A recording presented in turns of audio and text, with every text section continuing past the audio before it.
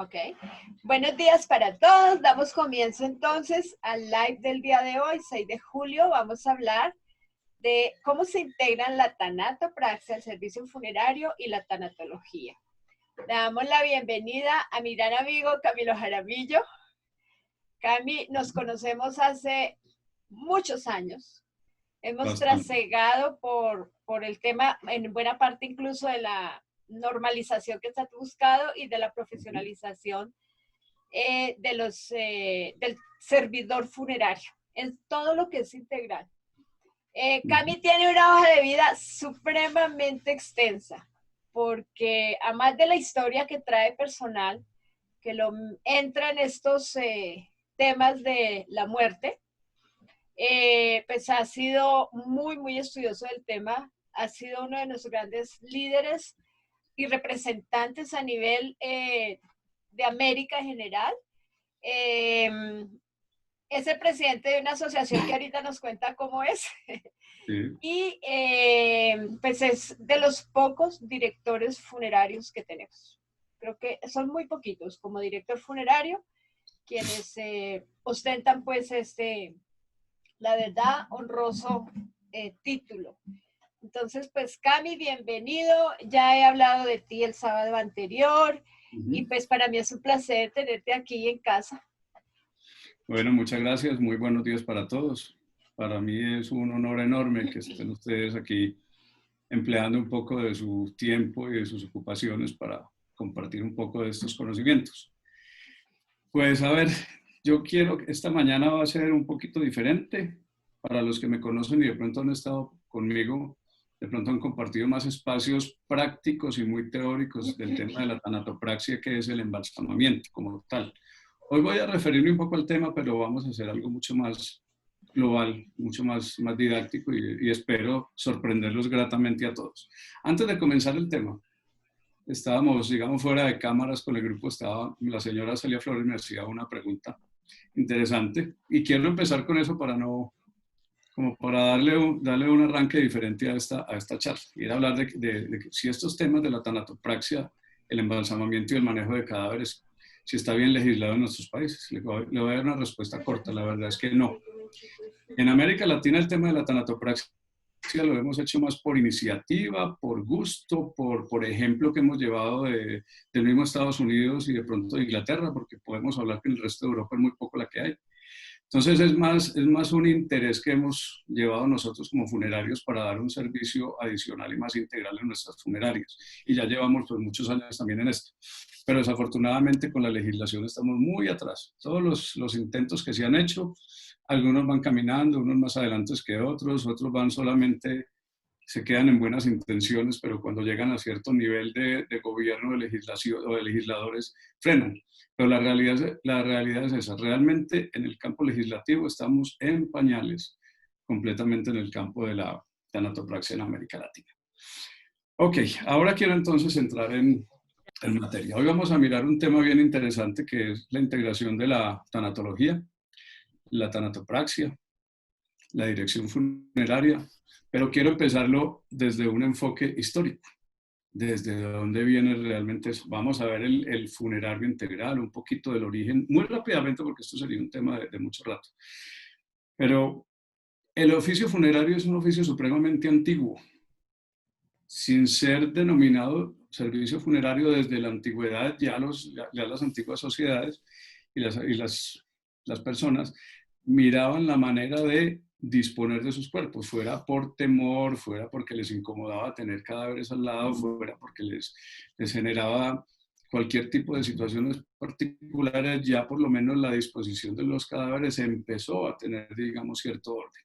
Más adelante las religiones comenzaron a entrar y le dieron, digamos, otro sentido al servicio funerario, porque ya empezó el tema de la espiritualidad, la religiosidad, el tema de almas, el tema de espíritus, empezó a cambiar. Pero en nuestra época actual sucede una cosa muy particular. El servicio funerario, ¿se está escuchando o se escucha bien?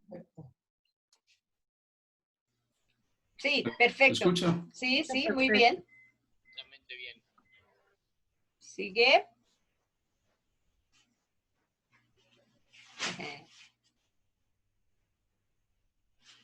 Cami se perdió.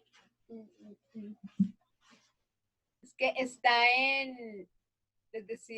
nos decía ahora que está en Río Negro, que es un pueblito cerca de Medellín, donde está el aeropuerto, y Río Negro está lleno de montañas y es un tema, además de que es muy bonito, pero pues la señal sí molesta un poquito. Ahí está ya. Sí, está ya.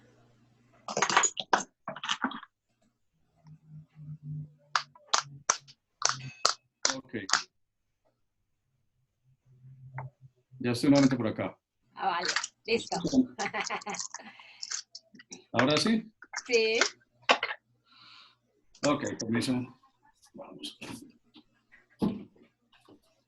Bueno, ok.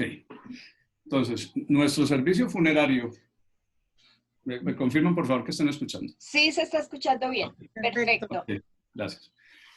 Nuestro servicio funerario tiene una particularidad bien interesante. Desde el principio era el acompañamiento a las familias. El servicio funerario y las funerarias como las conocemos nosotros vienen más o menos desde el siglo XVIII, donde tenemos las primeras funerarias inglesas, irlandesas, inclusive en los Estados Unidos.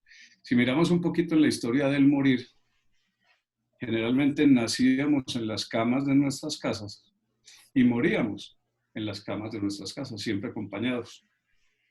Y siempre alrededor del morir había aglomeración y acompañamiento. La familia se juntaba a ver y acompañar morir el ser querido.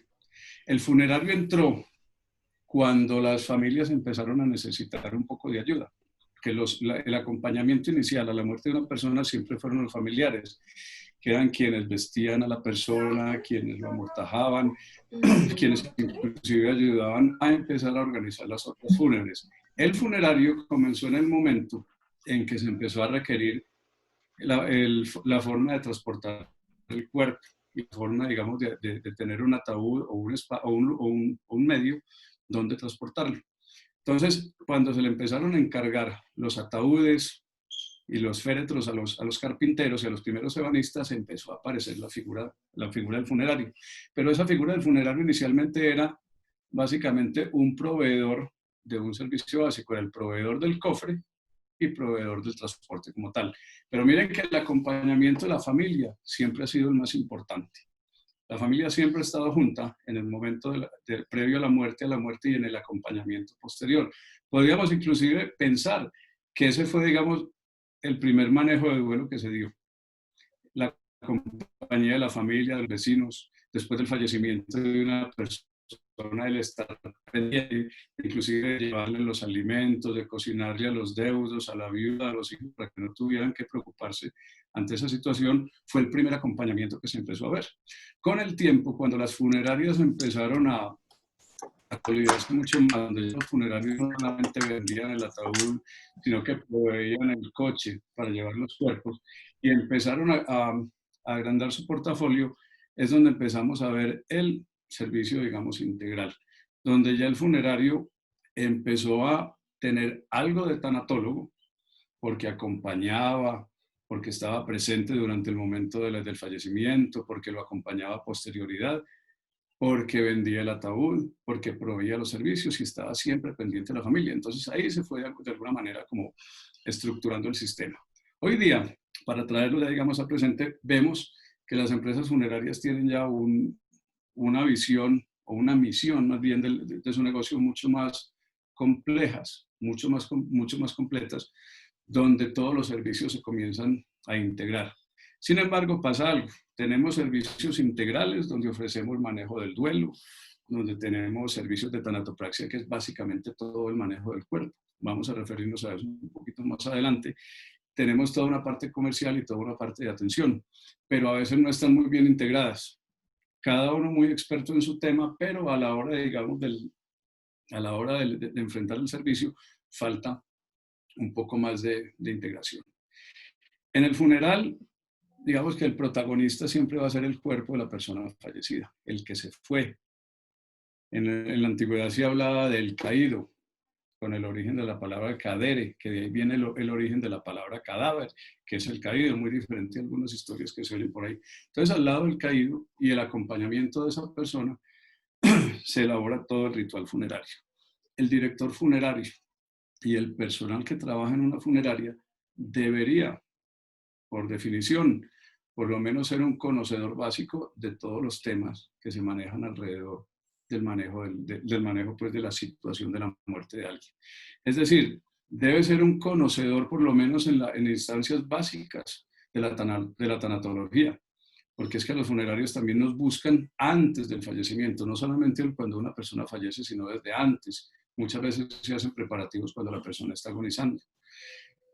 Nos llaman durante, en el momento en que fallece, y también los estamos asistiendo con posterioridad. Entonces, conocer conceptos de tanatología, de manejo no necesariamente manejo del dolor, pero sí de la angustia, de la incertidumbre de la familia, digamos, de las dudas que se tienen alrededor del inminente o del inmediato fallecimiento de un ser querido.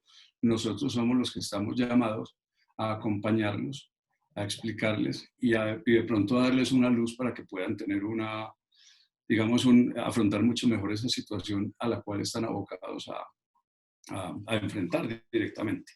De hecho, el funerario es un consejero, es un acompañante muy interesante que debe o que tiene, digamos, el deber no solamente de proveer la logística del funeral de una persona, sino responder ante tantas inquietudes que puede tener una persona. ¿Qué va a pasar con nosotros? ¿Qué va a pasar con la familia? Preguntas inclusive hasta de índole legal.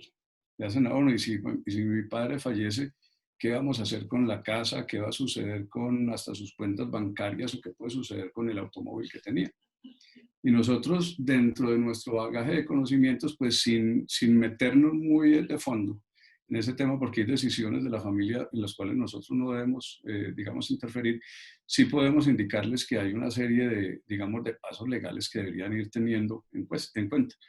Haciendo un paréntesis aquí, todos hemos visto, después de que prestamos nuestros servicios, y ahora que estamos muy metidos en el tema del duelo y acompañar a las familias después del fallecimiento, al lado de esas angustias personales y psicológicas que tienen las personas, también hay una serie de angustias operativas que llamo yo, que es que la familia no sabe qué hacer en caso de una sucesión, en caso de herencias o de todo este tipo de cosas, y es muy importante nosotros de alguna manera poderle darles luces a la familia de lo que se están enfrentando también en ese momento, porque es parte de nuestro trabajo.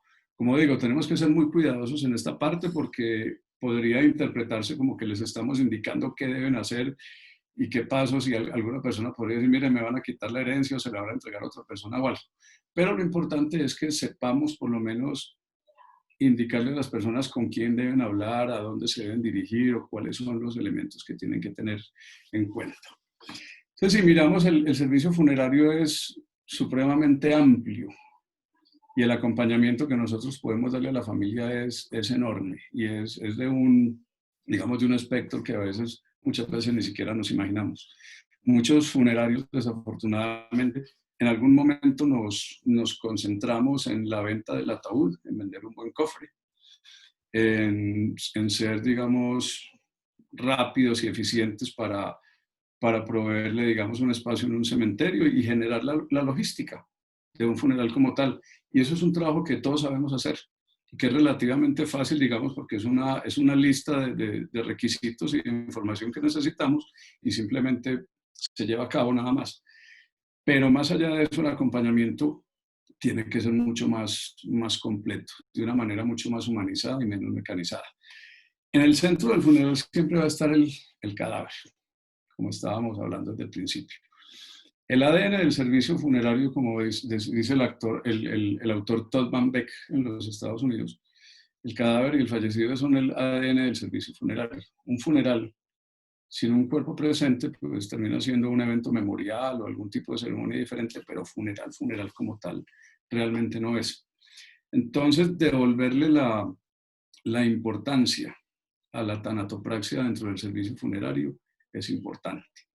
Recuerden que todo lo que nosotros hacemos está precisamente hecho para los vivos. Nosotros no vendemos para los muertos. Al muerto en general o a la persona fallecida, digamos que no le interesa dónde está, ni dónde lo van a llevar, ni nada. Además, no sabemos ni siquiera qué puede estar pensando, si creemos o no, si hay vida más allá. Todo lo que estamos haciendo es para los vivos, pero para rememorar o hacer, digamos, homenajes de vida a la persona que ya falleció. Pero siempre ese cuerpo que está allí presente es el centro de nuestras atenciones.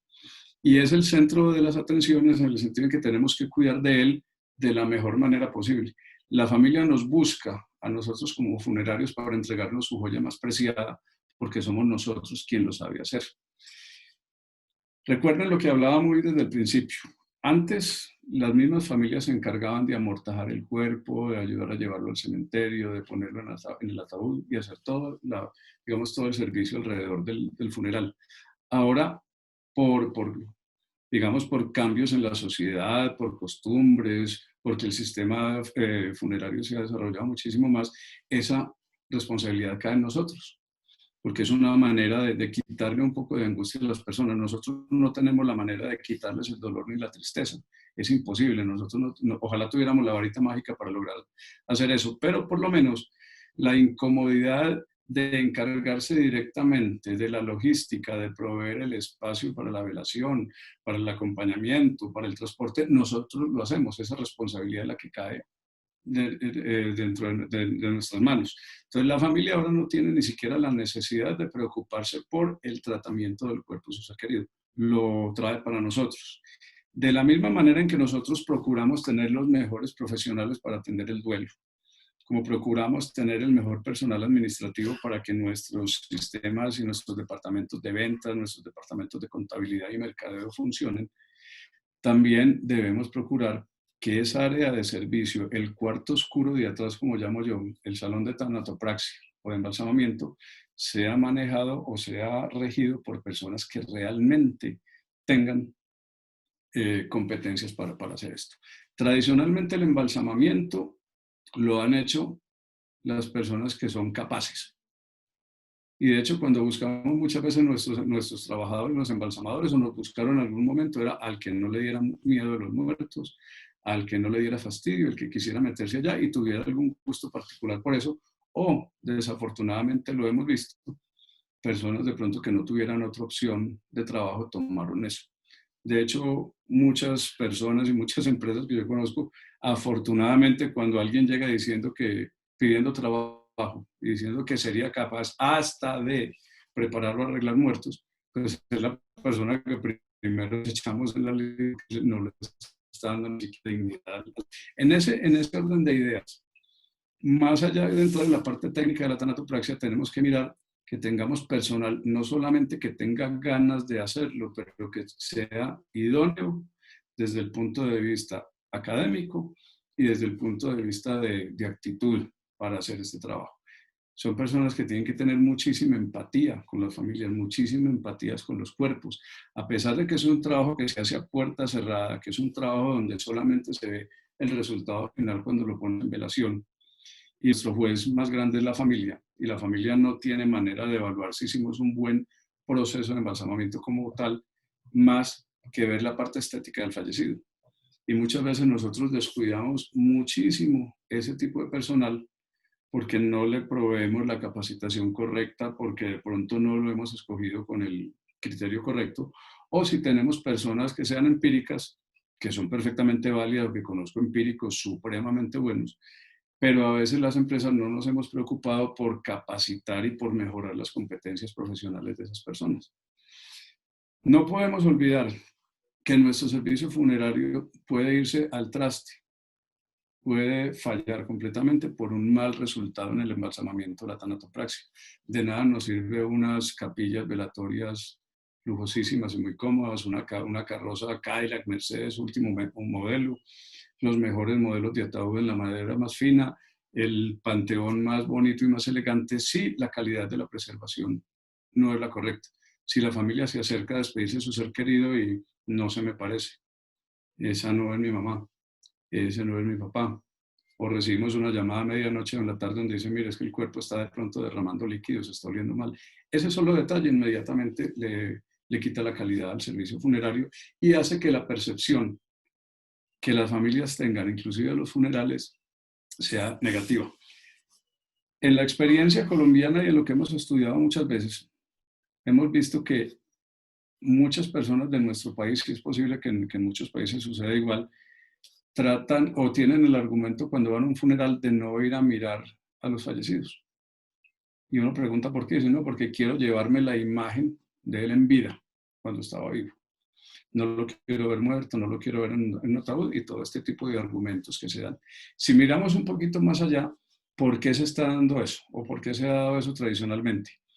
Es por una razón muy simple, es porque ha habido malos resultados en el embalsamamiento previo. Las experiencias nuestras que hemos tenido nuestros usuarios o nuestras familias, cuando no ha habido buenos embalsamamientos, es donde ven los cuerpos en mal estado, pálidos, en posiciones incómodas, las bocas mal cerradas, de pronto derrames de líquidos, malos olores. Y eso es lo que ha ido generando con el tiempo que la gente le tenga mucho temor a mirar los cuerpos como tal. Si ustedes miran fotos de los funerales antiguos y vemos videos inclusive de otros países, vemos muchas veces funerales abiertos, donde el ataúd está abierto y los cuerpos se pueden ver sin ningún problema. Hay dos situaciones allí. Una donde la muerte no se maquillaba, por decirlo de alguna manera, y ver un cuerpo en mal estado era una situación normal, entre comillas, porque era normal del fallecimiento de alguien. Pero en el mundo occidental, para nosotros, donde el embalsamamiento ha avanzado un poco más, pues los países que más tiempo llevan en esto y más experiencia, pues obviamente al estar exponiendo cuerpos por más tiempo, los usuarios se fueron acostumbrando a ver los cuerpos en buen estado, bien preservados, bien presentados, maquillados y vestidos. Entonces los muertos no se ven tan muertos, no se ven como tan asustadores como mucha gente pensaba. Entonces, uno de los esfuerzos grandes que siempre hemos tratado de hacer todos los funerarios es mejorar al máximo los procesos de tanatopraxia para que eventualmente las familias y los usuarios le vayan perdiendo un poco el temor a ver a su ser querido en el ataúd. Recuerden que ver al ser querido, sentirlo, mirarlo, de pronto tocarlo, abrazarlo, darle la palmadita en el hombro o algo, nos va a ayudar siempre a empezar a elaborar un duelo de una manera mucho más sana y mucho más fácil. Esa vivencia física de la muerte ayuda a que aceptemos la muerte. No es lo mismo un funeral con un ataúd abierto que un ataúd con un ataúd cerrado. El ataúd cerrado siempre va a generar, digamos, un acto de fe. ¿Será que quien está allá adentro sí es mi tío, sí es mi amigo, sí es alguien? Y más si la situación ha implicado violencia o desaparición o un secuestro o mucho tiempo por cualquier circunstancia de no haber visto a la persona fallecida. El no vivenciar la muerte directamente hace que a veces el inicio de esos duelos sean un poco más complejos, y de ese tema saben ustedes muchísimo más que yo. Entonces nosotros como funerarios integrales, más allá de proveer la logística del funeral, tenemos que garantizar que el resultado de tanatopraxia sea bueno, pero no que sea bueno al azar. Tiene que ser bueno porque tenemos personal idóneo, porque sabemos seleccionarlo, porque sabemos capacitarlo, porque sabemos remunerarlo también, porque también es muy lamentable que en muchas ocasiones este trabajo que es tan clave en nuestro trabajo se esté siendo realizado por el personal de pronto muchas veces más mal remunerado de la funeraria, y valga la pena decirlo que es el personal que está haciendo una labor muy compleja, que de cara al cliente es de las más importantes, si no es la más importante, determinado que es quien va a tratar el cuerpo, la persona fallecida, y fuera de eso tiene un nivel, digamos, de exposición a riesgos laborales y riesgos de salud bastante altos. Entonces yo creo que esa parte también debemos replantearla ligeramente. ¿Cómo estamos nosotros? ¿Cómo están nuestros empleados? ¿En qué condiciones están trabajando ellos? Y mirar a ver. Integrando más este tema, el director funerario no solamente vela entonces por la calidad de la tanatopraxia, porque es el producto final que van a ver los usuarios. Va a tener que velar por la asesoría y el acompañamiento del cliente desde el principio. La empatía que se debe tener con las personas fallecidas debe ser más allá de cualquier consideración. Yo hablaba en alguna ocasión con Janet el término de los despachadores de servicios. En Colombia el despachador del servicio, ahí sí me podrían ayudar a ustedes de pronto con el equivalente a al significado en cada uno de esos países. El despachador de servicio es la persona que simplemente toma los datos y le ofrece de entrada la solución al cliente.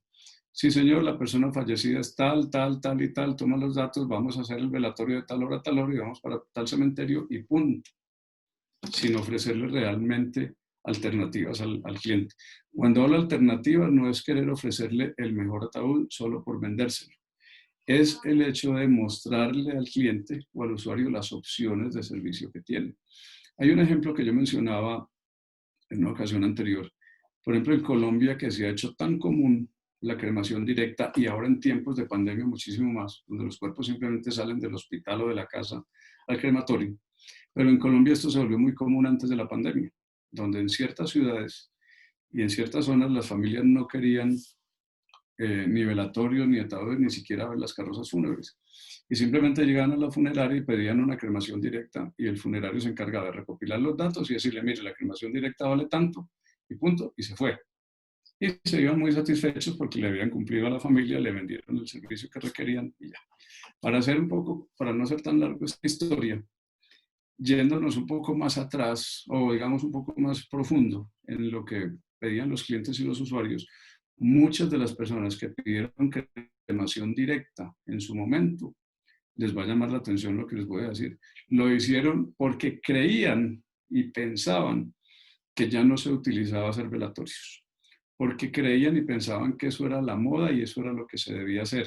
Y peor aún, porque las funerarias nunca le ofrecieron alternatividad en los servicios, sino que simplemente se limitaron a cumplir el deseo del cliente como tal. Y el funerario terminó diciendo, no, pero es que yo hice lo que el cliente quería. El cliente quería una cremación directa y yo hice todo lo posible para cumplirle su deseo. Entonces lo estoy atendiendo bien. No, esa no es la atención correcta. La atención correcta es darle las opciones al cliente, mostrarle qué tiene, qué hay, para que el cliente finalmente pues tome la decisión y opte por lo por lo que más le convenga. Nos llamó mucho la atención con ese caso de las cremaciones directas, era precisamente eso, el desconocimiento de muchas familias a que esos servicios se prestaran. ¿Por qué no suena como tan traído los cabellos, como tan difícil eso? Como nosotros vivimos en funerarias y trabajamos en el gremio permanentemente, esto se nos volvió rutina y lo conocemos normalmente. Vivimos entre funerales, vivimos entre velatorios, vivimos entre servicios, pero nuestros usuarios no. Nuestros usuarios asisten a un funeral cada determinados años, cuando muere alguien, cuando muere un vecino o algo, es muy poco frecuente. Entonces, al no estar acostumbrados a esta cotidianidad, pueden, digamos, ver otras modas o otras tendencias y empezar a creérselas de alguna manera. Entonces, el funerario integral tiene que ofrecerle al cliente todas las opciones que tenga. ¿Que el cliente quiere cremación? Pues explíquele la cremación correctamente. ¿Que quiere inhumación? Por supuesto, le vamos a explicar todos los casos. Y se le va a mostrar todo el portafolio de servicios que tiene la funeraria, porque es que esto no es solamente para una venta, el portafolio es asistencia y son servicios que le pueden ayudar a elaborar mejor el duelo y hacer un mejor ritual de despedida. Cada cliente escogerá o cada familia escogerá qué es lo más relevante y lo que más necesitan para ellos. Uno de los pecados más grandes que nosotros hemos cometido como funerarios es limitarnos a lo que el cliente nos pide o a lo que el usuario quiere, nada más. Cuando desafortunadamente, y nosotros lo hacemos muy bien, en esta situación de shock, en esta primera etapa del duelo donde están los usuarios, a veces ni ellos mismos saben qué es lo que quieren. Entonces ahí es donde realmente necesitan de nuestro acompañamiento. Yo ponía un ejemplo muy simple, y es como cuando uno quiere comprar un auto nuevo y de pronto no tiene mucho dinero, y me voy para un concesionario de alguna marca, para que no hablemos de marcas en particular para no hacer publicidad ni propaganda. Y mi presupuesto da para comprar un vehículo de determinado modelo, una gama baja. Un vendedor hábil, o digamos un buen vendedor, me dice, sí señor, me muestra el vehículo que yo quiero de acuerdo a mi presupuesto, me vende el vehículo y sale muy satisfecho porque hizo una buena venta y yo salgo muy satisfecho porque compré el vehículo. De pronto un vendedor más hábil, o por lo menos con más vocación de servicio, de pronto me llevaría a vender o a mostrarme el coche de más alta gama que tenga el concesionario. Y me vamos a las bondades de eso a sabiendas de que yo de pronto no lo puedo comprar y de pronto yo diciéndole al vendedor, yo no estoy en capacidad de comprarlo. Pero empieza, digamos, desde la más alta gama de los vehículos que tiene, empieza a vender, empieza a mostrarme todos hacia abajo. Y es posible que al mostrarme diferentes opciones, diferentes posibilidades que tenga yo, de pronto me pueda subir un poquito y decir, bueno, está bien, yo tenía presupuesto para tal vehículo, pero de pronto si me puedo subir un poquito más, me gusta más este, o quisiera algo mejor para mí o para quien le voy a dar el auto. Si llevamos ese ejemplo al funeral, le damos opciones a las familias y a los usuarios a que puedan tener de dónde escoger. A mí me llama mucho la atención que en algunas empresas dicen, no, lo que pasa es que no volvimos a vender cofres de lujo. Las buenas parcelas en los parques cementerios ya no se venden como antes, las flores esto, o sea, una cantidad de comentarios dependiendo del área donde uno esté. Y uno sí ve que hay cambios en el comportamiento, por supuesto, pero cuando habla uno de fondo con las personas siempre caemos en la falla de que no hay ofrecimiento, de que simplemente nos hemos limitado a ofrecer lo que ven en el mostrador o lo que tenemos dentro de nuestros portafolios básicos sin darle a la familia una opción adicional. Cuando les pregunto uno por qué, dicen porque no, de pronto el cliente no tiene con qué comprarlo, de pronto llama la atención como que les diera hasta vergüenza a algunos ofrecer lo que están haciendo. Pero bueno, cada uno mirará cómo hace. Lo importante es que no se nos olvide que nosotros como funerarios somos asesores, somos los acompañantes de las familias en ese momento. Recuerden que nosotros somos quienes propiciamos los espacios de unión para la familia, los espacios para la ritualización de la despedida. Y más en esta época tan compleja, donde hemos visto que los rituales se están simplificando al máximo por situaciones que todos conocemos en este momento. Sin embargo, quiero también referirme a esto, que hay una parte bien importante acá. Las funerarias y las legislaciones actuales pues nos están llevando a digamos, a una simplificación máxima del servicio funerario, dadas las situaciones higiénicas que hay en el momento. Pero si leemos un poquito entre líneas y miramos realmente lo que nos están pidiendo ahora, démonos cuenta que no nos están prohibiendo realmente hacer funerales. Lo que nos está pidiendo la Organización Mundial de la Salud y algunas organizaciones habla sobre la disposición final de los cuerpos. Cuando tenemos, digamos, cosas muy puntuales de situaciones con respecto al COVID y estas enfermedades infectocontagiosas, siendo positivas o siendo sospechosas, pues debemos llevarlos inmediatamente a cremación o inhumación, dependiendo en el caso que nosotros tengamos. Pero ojo, que con las restricciones que tenemos no se nos está pidiendo suprimir el ritual completamente. Ese ritual lo tenemos que replantear. Como no todas las personas mueren a causa del COVID, todos nosotros como funerarios sabemos que siguen habiendo accidentes, otro tipo de muertes naturales, muertes violentas, siguen igual. Los rituales han cambiado un poco, pero siguen allí. Todos tenemos normas y tenemos directrices donde se habla de velatorios ya de pronto de no tan grandes asistencias, con una cantidad digamos, de restricciones, pero no se habla de la prohibición expresa, salvo en los casos del COVID. Sin embargo, miren que el ritual todavía se puede hacer. Todavía podemos enterrar, todavía podemos velar algunos casos. En el caso del COVID, donde decimos que no podemos hacer absolutamente nada, después, o digamos al momento de la entrega de las cenizas, sí podemos ritualizar, porque nosotros podemos velar cenizas, podemos crear situaciones o podemos generar, digamos, espacios donde si no tuvimos acompañamiento de la persona fallecida, donde no tuvimos el espacio del velorio, sí podemos hacer algún tipo de ritualización a la hora del manejo de las cenizas. Sino que es que lo hemos simplificado demasiado y de pronto nos quedamos como encerrados en el miedo a la pandemia y de pronto en el sistema o los funerales tan cuadriculados, tan estandarizados que hemos hecho. Después de la cremación son muchísimos digamos, las posibilidades que nosotros tenemos. En estos días nos preguntaba un funerario argentino de cómo podíamos hacer una entrega de cenizas más significativas y teníamos el apoyo de otra funeraria que estaba con nosotros, diciéndonos Y son cosas bastante simples que todos hemos hecho. No nos limitemos solamente a entregar las cenizas como si fueran una encomienda, como si fueran un paquete. Hagamos de la entrega de cenizas a la familia un acto significativo, porque es que es el regresar a casa. Acompañemos las cenizas con adornos, con arreglos florales, con un portarretratos, con alguna esquela, con una vela, con algún elemento que le dé, digamos, un poco más de significación al, al momento, a la llegada de esto. Nuestros espacios de velación no son solamente para ataúdes y féretros con cuerpos completos adentro. Nosotros podemos también, recuerden que la ceniza, lo que está en la urnita de las cenizas, sigue siendo de todas maneras los restos de la persona fallecida, del ser querido. Entonces, también le podemos ofrecer a las familias, reunámonos los 8 o 10 personas o 15, dependiendo cómo se puedan hacer, alrededor de las cenizas porque también representan al ser querido. Hagamos ceremonias de recordación.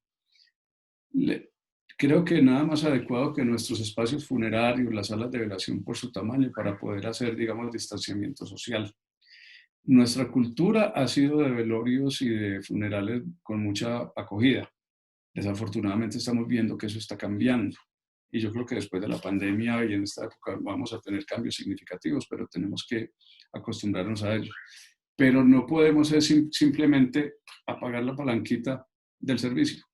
Tenemos que darle el acompañamiento a las familias que necesitan. Ellos nos buscan a nosotros porque nosotros somos los expertos. Nosotros somos los que sabemos dirigir y hacer funerales. Nosotros somos los que les tenemos que ofrecer las alternativas que tienen. Cuando simplemente cumplimos con los requerimientos de ley de hacer una disposición final y ya cumplimos con la ley, pero realmente no estamos cumpliendo con las expectativas que tienen las familias como nosotros. No se están deshaciendo de un auto viejo, no se están deshaciendo de una casa que está en ruinas, no se deshacen de un vestido que ya no utilizan. Se están despidiendo físicamente de su ser querido.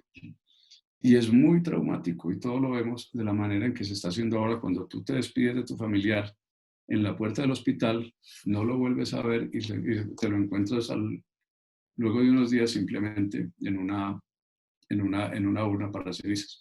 Desafortunadamente este tipo de servicios también algunas empresas las han aprovechado para hacerlos para muertes naturales normales, donde por miedo, por temor, por facilidad, por operatividad, pónganle la razón que sea, hemos visto casos donde de pronto se van o se suben el cuerpo, se lleven una cremación directa. También las familias, por temor, piden que en algunas ocasiones que su ser querido se creme inmediatamente, donde hay situaciones donde nosotros vemos que la persona no ha fallecido por causas directas o relacionadas al COVID y tenemos la oportunidad de pronto de guiarlos. Mire, señor, en esta ocasión su pariente falleció, pues fue un accidente de tránsito, no hay necesidad de inhumarlo o cremarlo inmediatamente.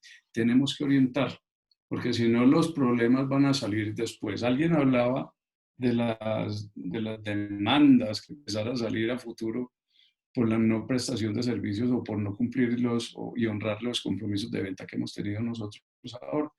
Pensemos en eso también, en que, en que los clientes tienen también muchísimas expectativas en la prestación del servicio, en las opciones que nosotros le damos.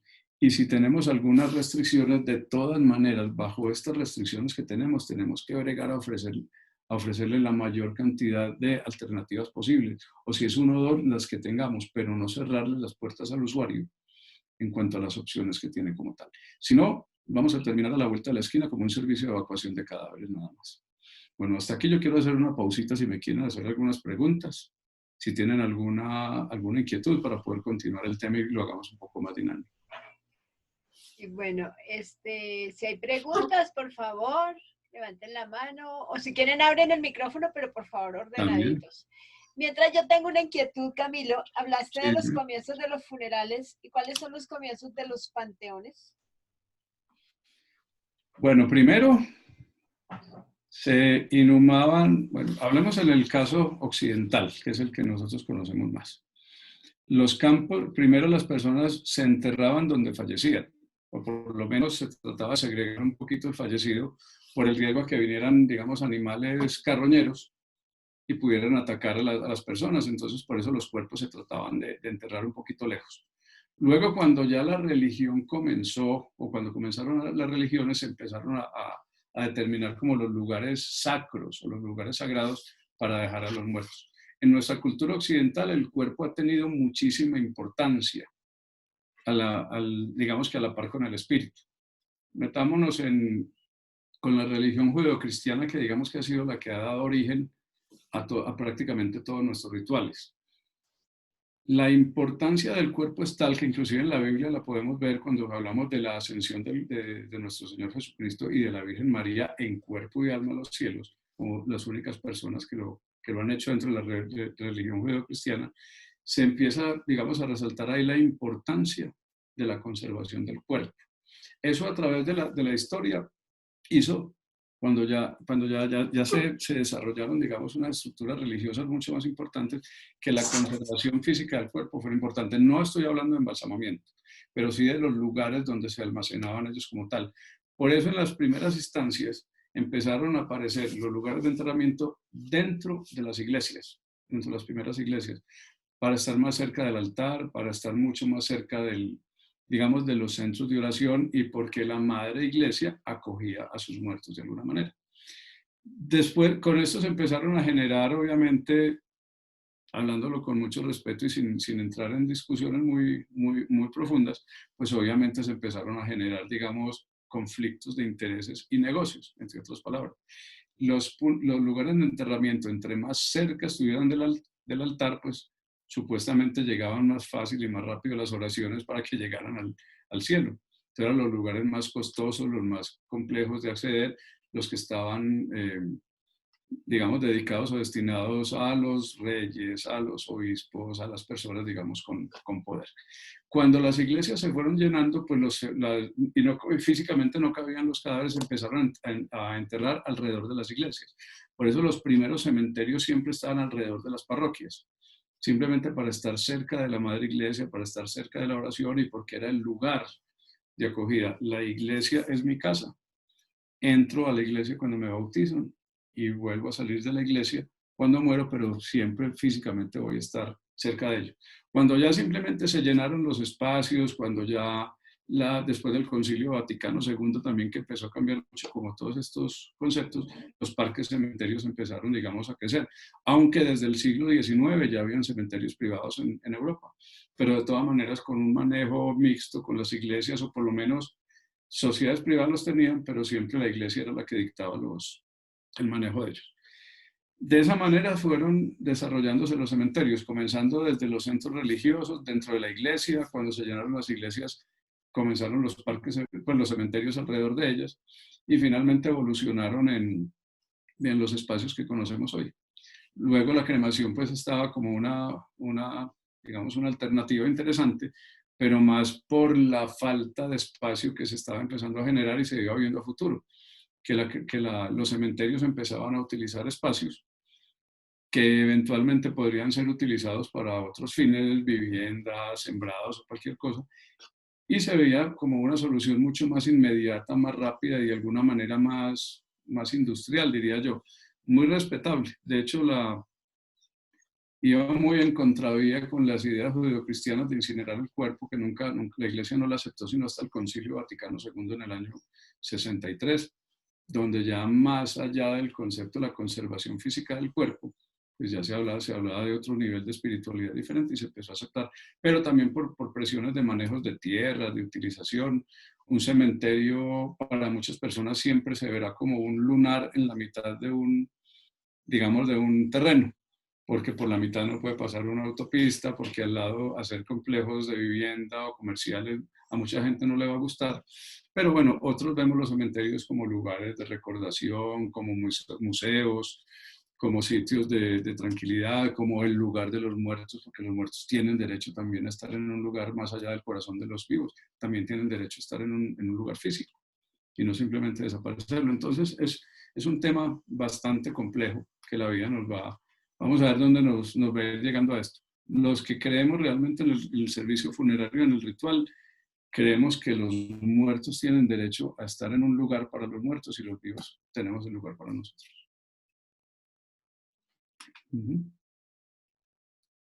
Qué bonito esto, ¿no? Los muertos tienen derecho a tener un lugar más allá del corazón de los vivos.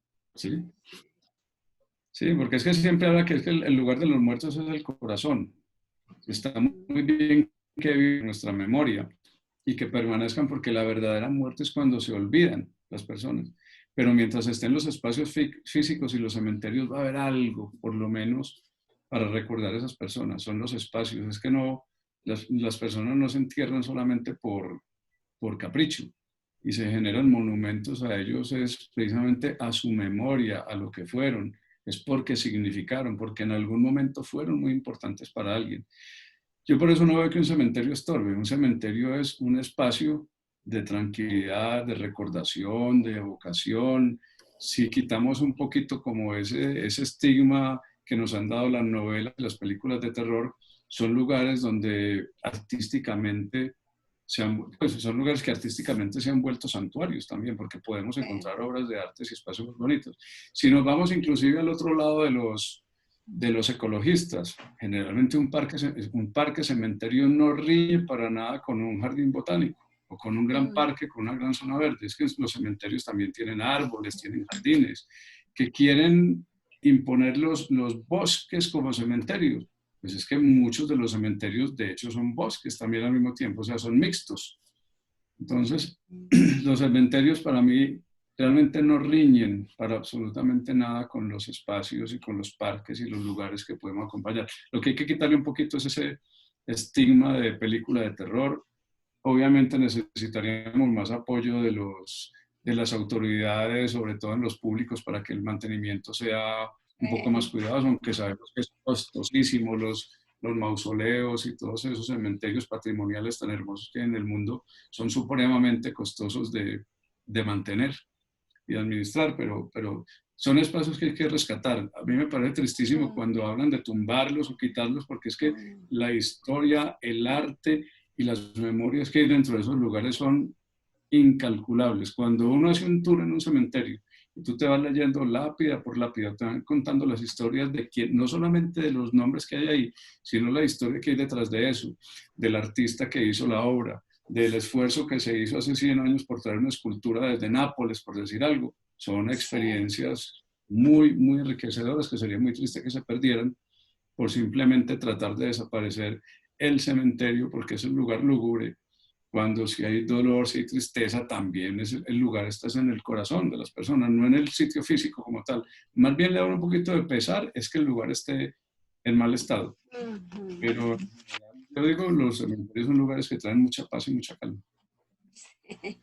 Pregunta Jay Carrillo, dice, tengo la duda, ¿todos los cuerpos se tratan igual al momento de la preparación o es distinto de acuerdo a sus creencias religiosas? Y a partir de eso también se le brinda un apoyo tanatológico especializado al doliente.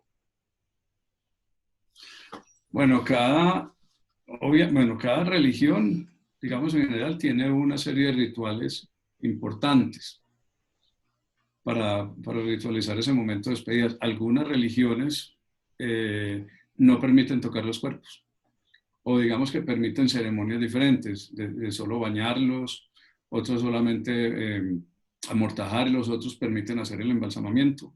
Un buen funerario debe tener buen conocimiento, digamos, de esa situación, porque yo no puedo obligar a un usuario a utilizar, digamos, determinado tipo de servicio funerario.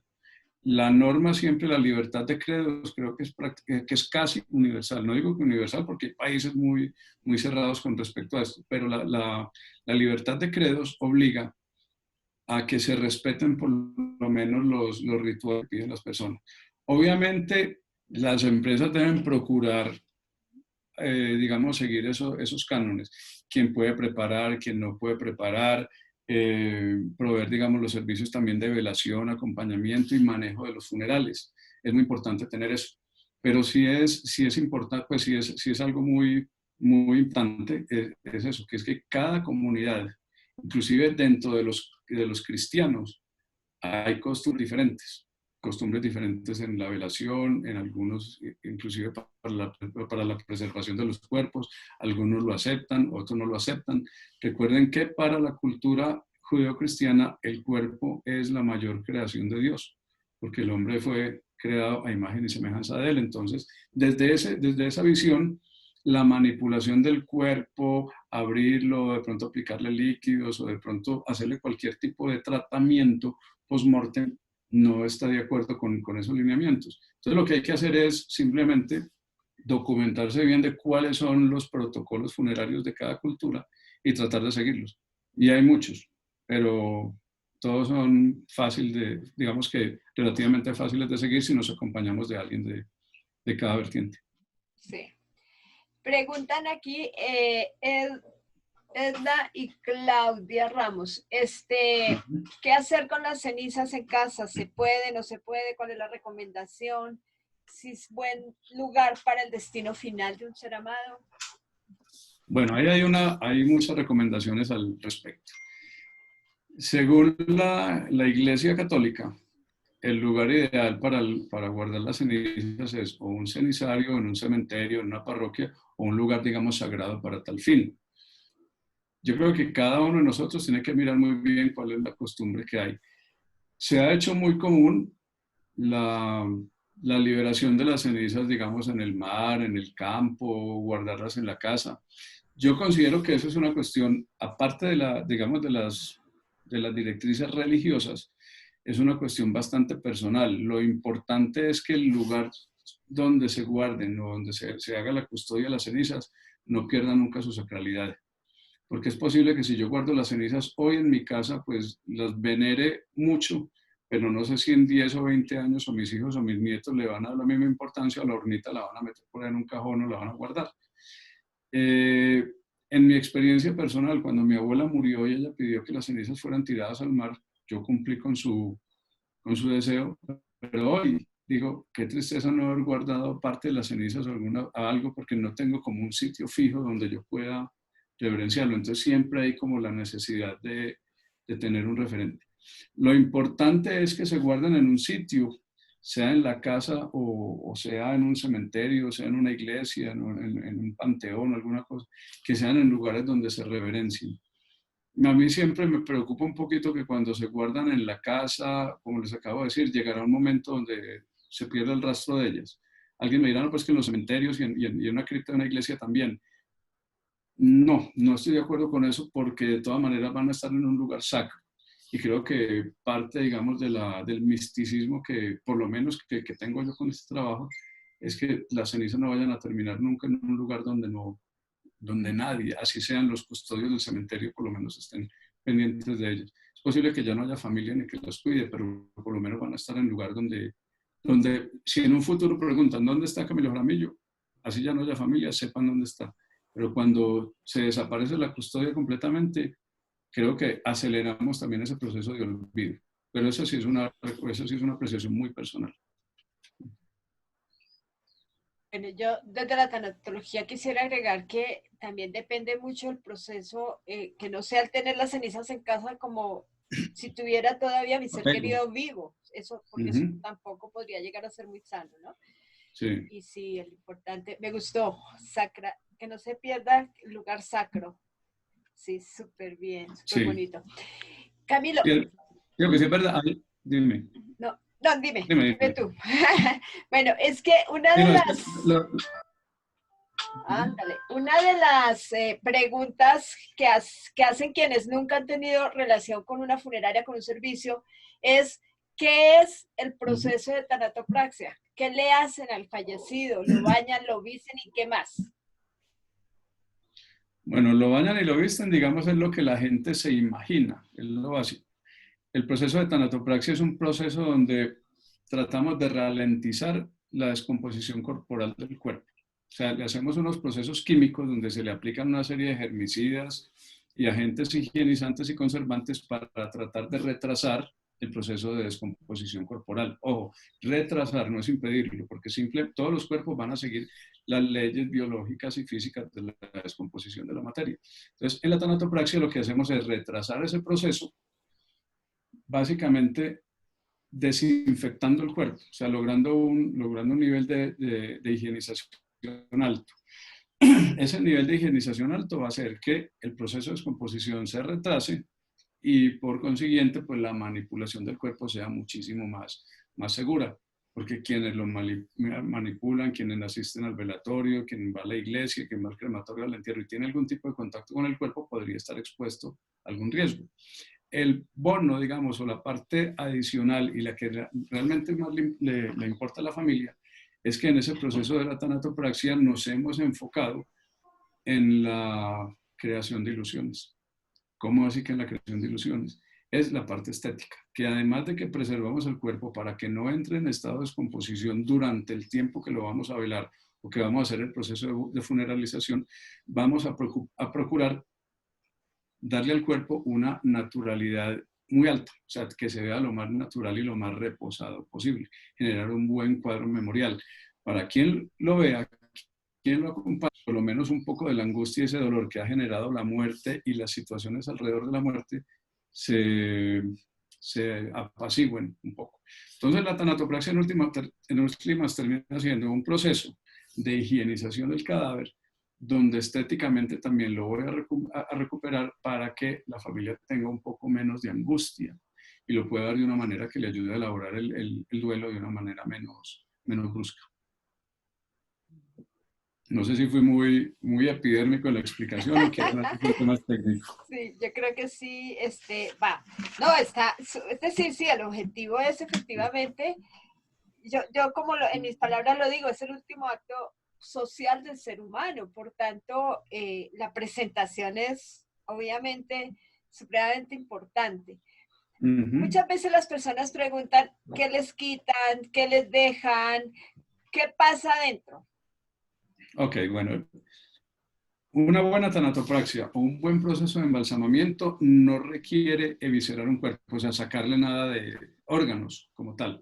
Ahí hay mucho mito alrededor de eso. Básicamente, lo que se hace es un intercambio de fluidos.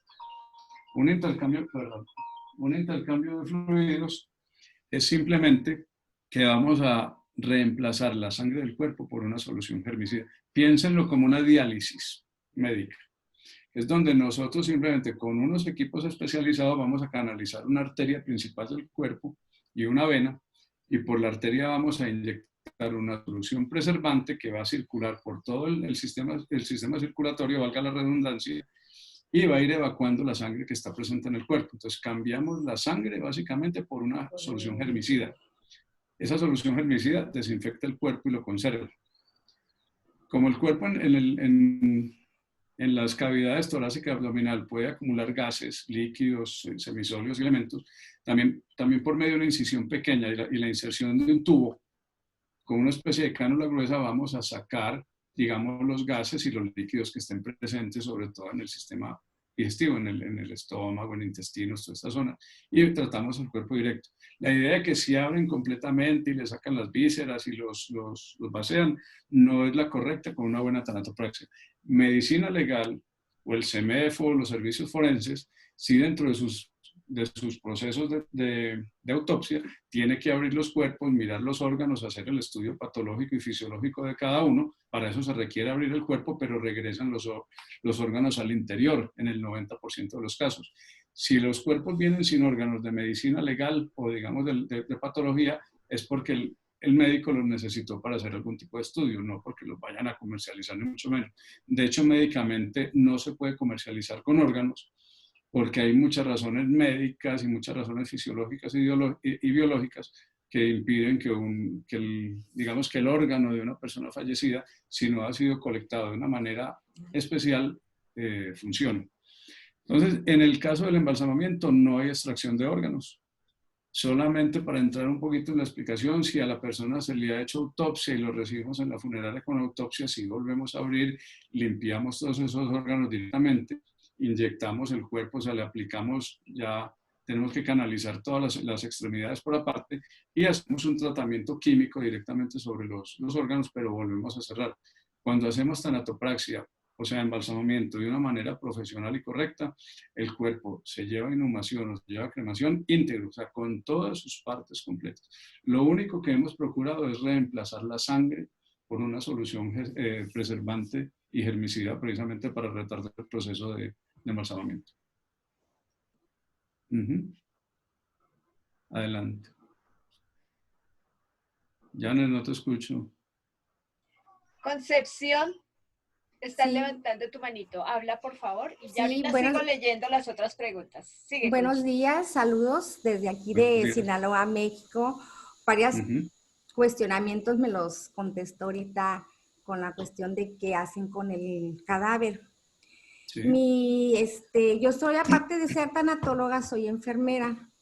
Y cuando fallecen Ujú, nuestros pacientes, pues les damos los cuidados post-mortem, la dignificación del cadáver, de limpiarlo de todos los procesos de cánulas y catéteres que usamos cuando están en tratamiento, ¿verdad? Con ujú, lo del paciente, con el fallecimiento de los pacientes COVID, también se les da el mismo cuidado post-mortem, pero con la modalidad de darles una limpieza con toallita clorada, con alcohol, y ujú, les sellamos todos los orificios y principalmente la boca, nariz, con un cubrebocas y un paño o una compresa con solución clorada. ujú, Mi cuestionamiento es porque me causa ruido, dice, o sea, no lo puede ver el familiar, no lo puede ver. Pero yo digo, el cadáver ya no expide, ya no tose, ya no expide aerosoles, que es el ujú, medio de contagio, porque los otros fluidos, pues hasta ahorita, pues sí. supuestamente no es un medio de contagio. Ajá. Los funerarias llegan con el ataúd, ahí mismo pasan al paciente, cosa que nunca me había tocado ver, y de allí de la cama lo meten en el ataúd y se lo llevan, pero digo, ¿por qué cerrar el círculo a no permitir que el familiar vea el cadáver? Porque finalmente yo lo discuto mucho, el cadáver ya no respira, ya se le dio ese cuidado por parte de enfermería de la limpieza del cadáver, incluso la oración muy personal de cada una de mis compañeras, y inclusive a veces hay unos que se les pone hasta doble bolsa plástica. Entonces digo, ¿por qué? ¿Qué Ujú. pasa con el tratamiento? Usted ya lo explicó, pero en especial con los cadáveres de COVID. Ujú. ¿Cuál es el tratamiento que les dan para después del velatorio? Porque aquí me ha tocado que, bueno, sí lo han velado, los primeros pacientes que fallecieron sí les daban ese proceso de velación en su casa y rápido los Ujú. enterraban, pero sí daba el miedo de tener el cadáver ahí y que me va a contagiar, ¿verdad? Pero yo digo, vuelvo a insistir, ya no respira, ya no despide aerosoles que puedan ser el medio de contagio. Quizás lo que aquí abunda es el pánico. Entonces, ¿qué me puede decir usted del tratamiento de los cadáveres que fallecen por COVID? Bueno, muy buena pregunta, muy buenos días. A ver, te la voy a responder por partes porque es una pregunta muy compleja y estoy seguro que todos pensamos exactamente igual, pero vamos a verla por partes. La situación del COVID es una situación nueva. Llevamos prácticamente 6 meses enfrentándola en el mundo y es tan seria que paralizó el mundo, punto. Independientemente que haya gente que crea o no crea en el COVID y que es peligroso o no es peligroso, miremos que realmente el mundo prácticamente se paralizó alrededor de esta situación del COVID. Como es una situación relativamente nueva, a pesar de que es un coronavirus, el COVID-19 es una variedad de virus de la familia de los coronavirus que tiene, digamos, un funcionamiento que la medicina conoce muy bien, pero digamos que este hermanito nuevo que salió, apenas la medicina lo está conociendo y lo está identificando. Para no entrar en los pormenores médicos, concentrémonos en que por lo menos este señor COVID-19 tiene una facilidad de contagio enorme y supremamente rápida y lo hemos visto. Y eso ha generado un miedo obviamente muy grande y una precaución también gigante.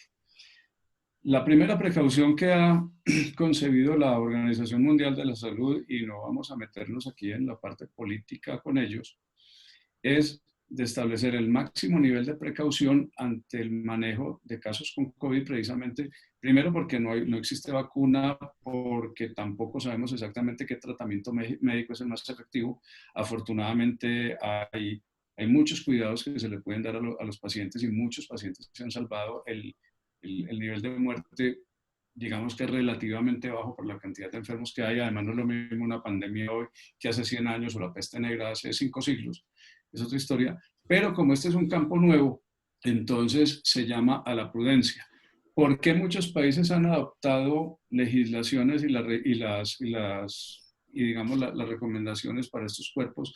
Tratar de hacer disposición final lo más rápido posible, inclusive a veces nivelarlos, cerrar y sellarlos y todo eso, es primero por miedo, obviamente, a lo desconocido porque no sabemos a lo que nos estamos enfrentando. Pero también hay una recomendación importante.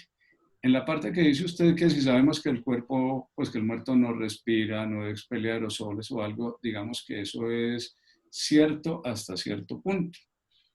Luego de que se ha hecho la higienización del cadáver en el hospital o en la casa, donde haya fallecido, donde se limpia y se desinfecta por arrastre, o sea, utilizando gasas o algo, no por spray, porque eso puede rebotar y caer en el operario, del taponamiento de los orificios del cuerpo o algo, creería uno, dada la experiencia, que el cuerpo, digamos, ya está lo suficientemente bien protegido, además metido en ataúd y bolsas, pues no generaría ningún riesgo.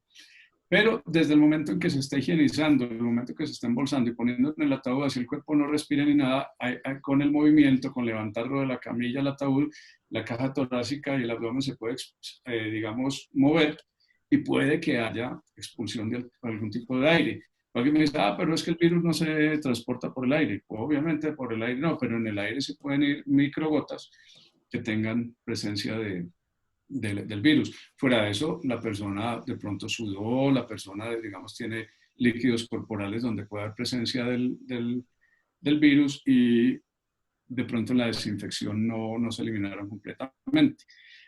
La parte más compleja aquí es la siguiente, es que mucha gente puede desinfectar el cuerpo, puede acondicionarlo y enfenetrarlo de una manera correcta, pero eso no me garantiza o no le garantiza a las autoridades de salud que todo el mundo lo haga o que las familias quieran abrir el ataúd en mitad del velatorio. Usted no tiene cómo impedírselo, ni clavando el ataúd literalmente lo abre. Entonces, para evitar esos riesgos, es que se ha tomado la determinación de que se sellen y se lleven digamos, a destino final inmediato.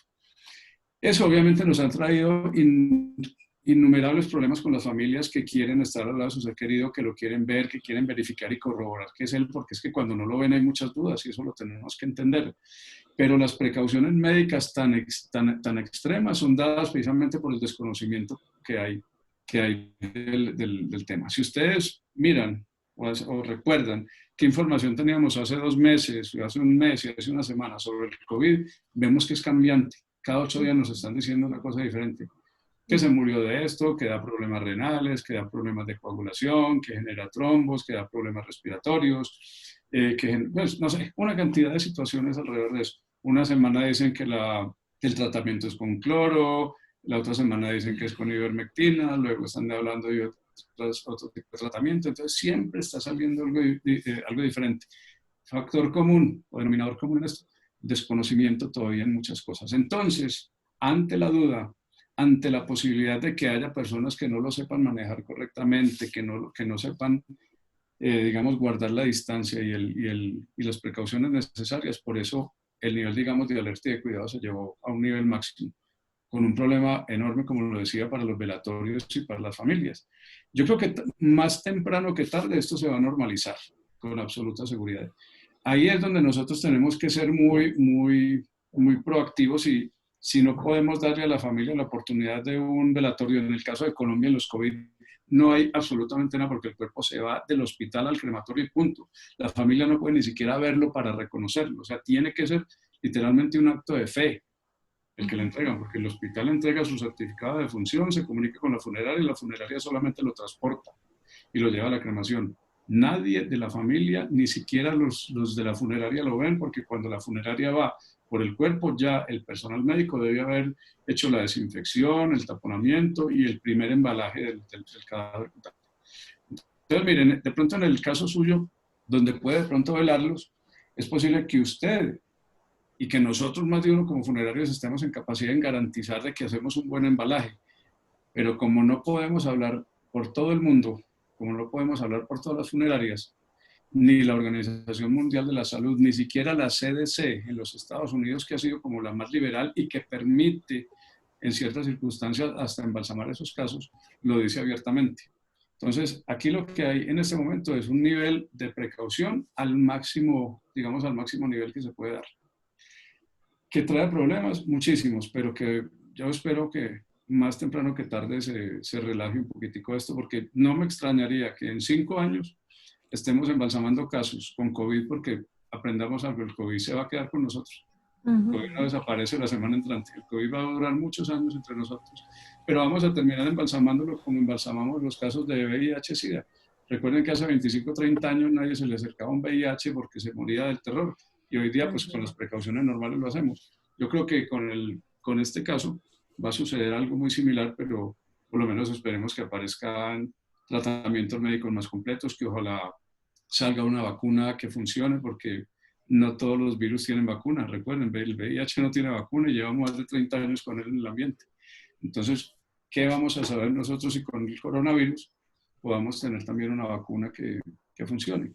No quiero pecar aquí de negativo en este momento, pero tiene que estar dentro de todas las consideraciones que tengamos. En resumidas cuentas, hay que aprender a vivir con él, y esa es la circunstancia que estamos viviendo con el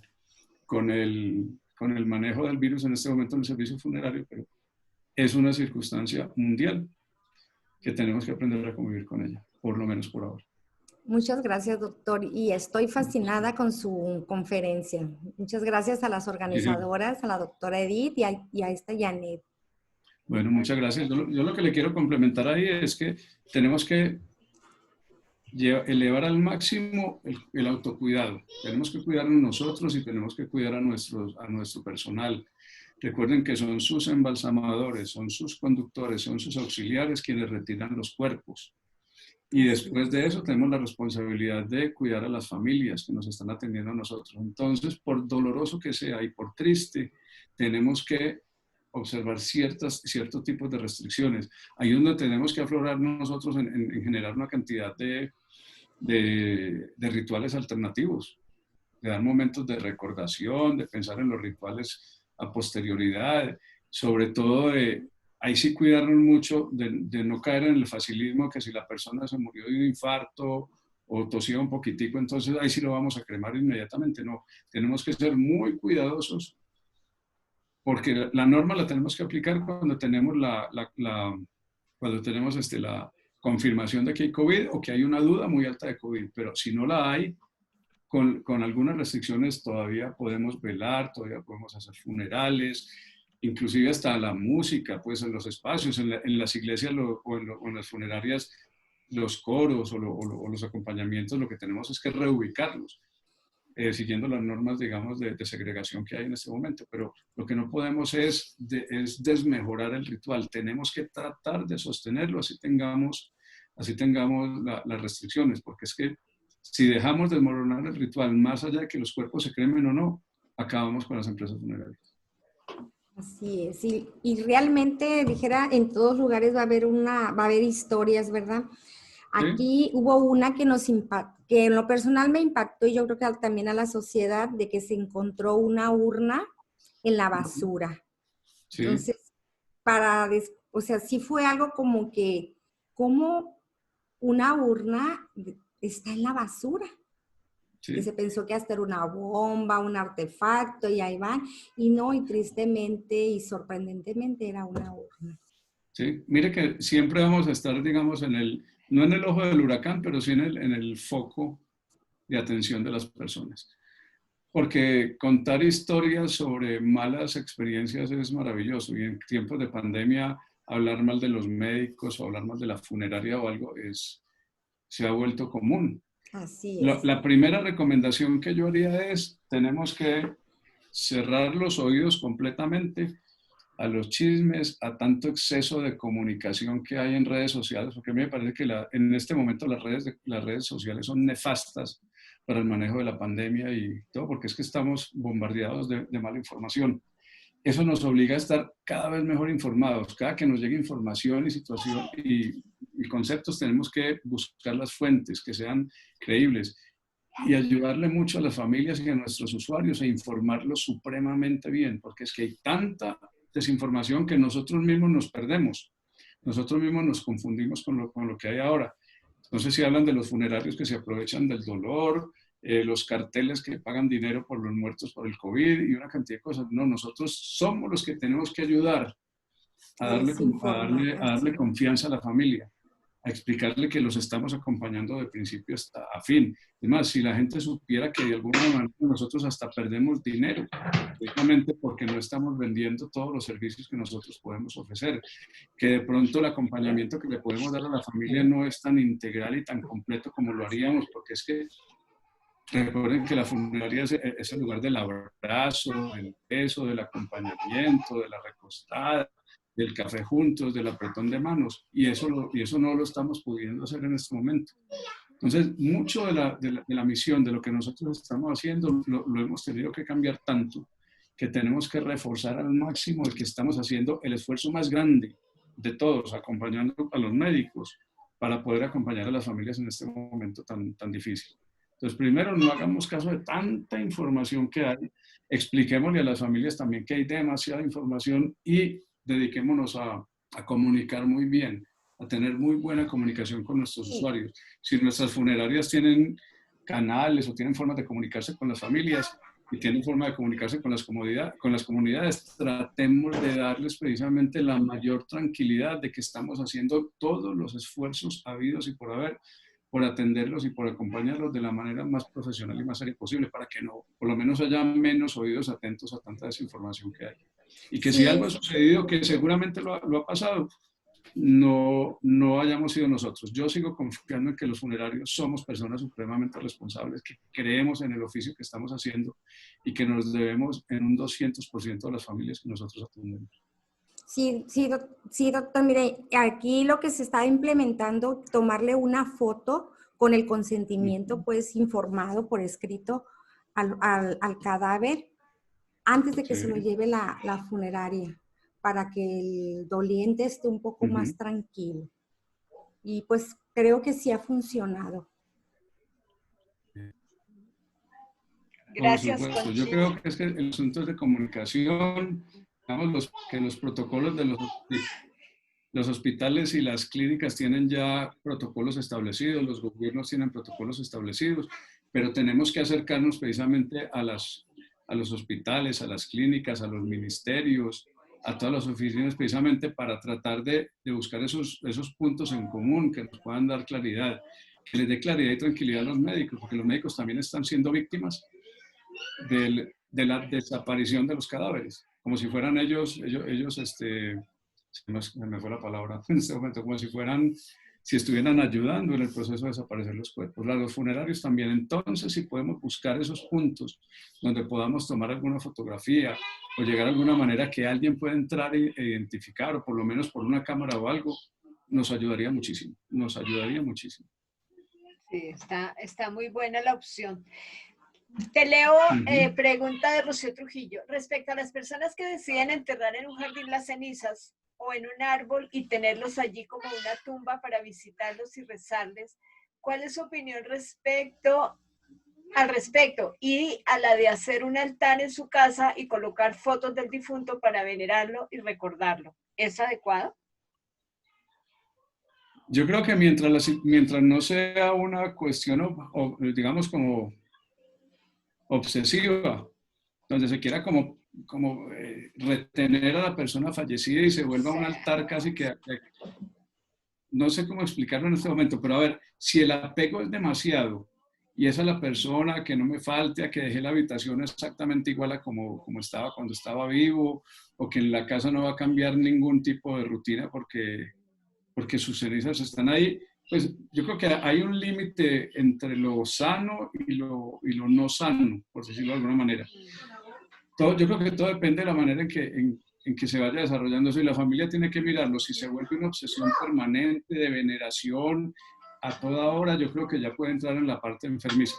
Ahora, ponerlo en un jardín, en un árbol o algo, es muy respetable.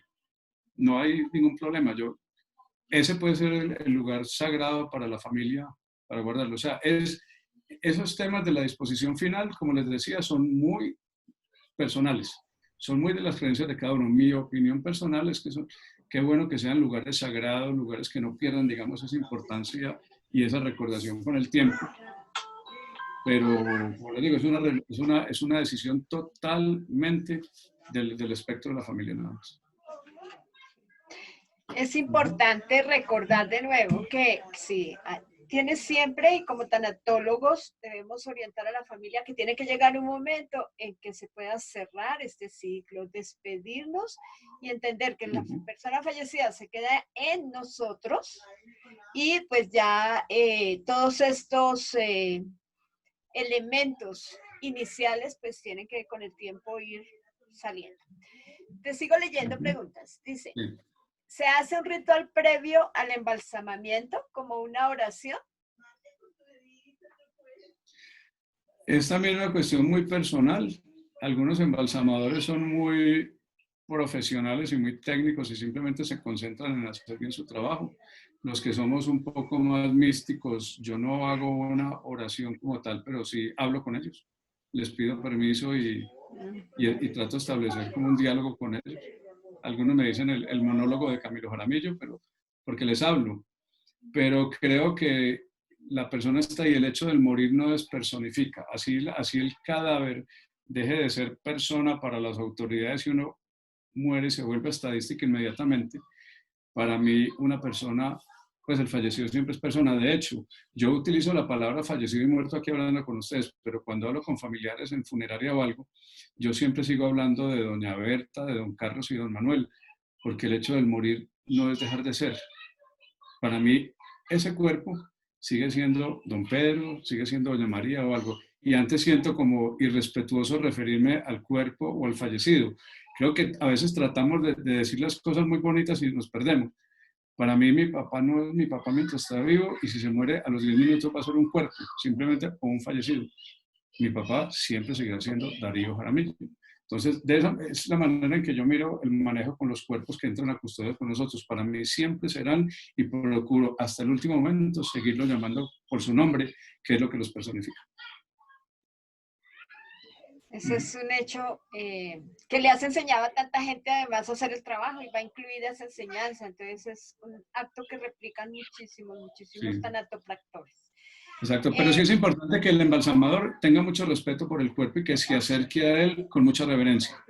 Puede que no hagan una oración, porque no todos serán religiosos ni todos tendrán, digamos, el nivel de espiritualidad, pero que por lo menos, o por lo menos no, un punto obligatorio de un buen tanatopractor o un buen embalsamador es que se acerque a un cuerpo con total reverencia y respeto.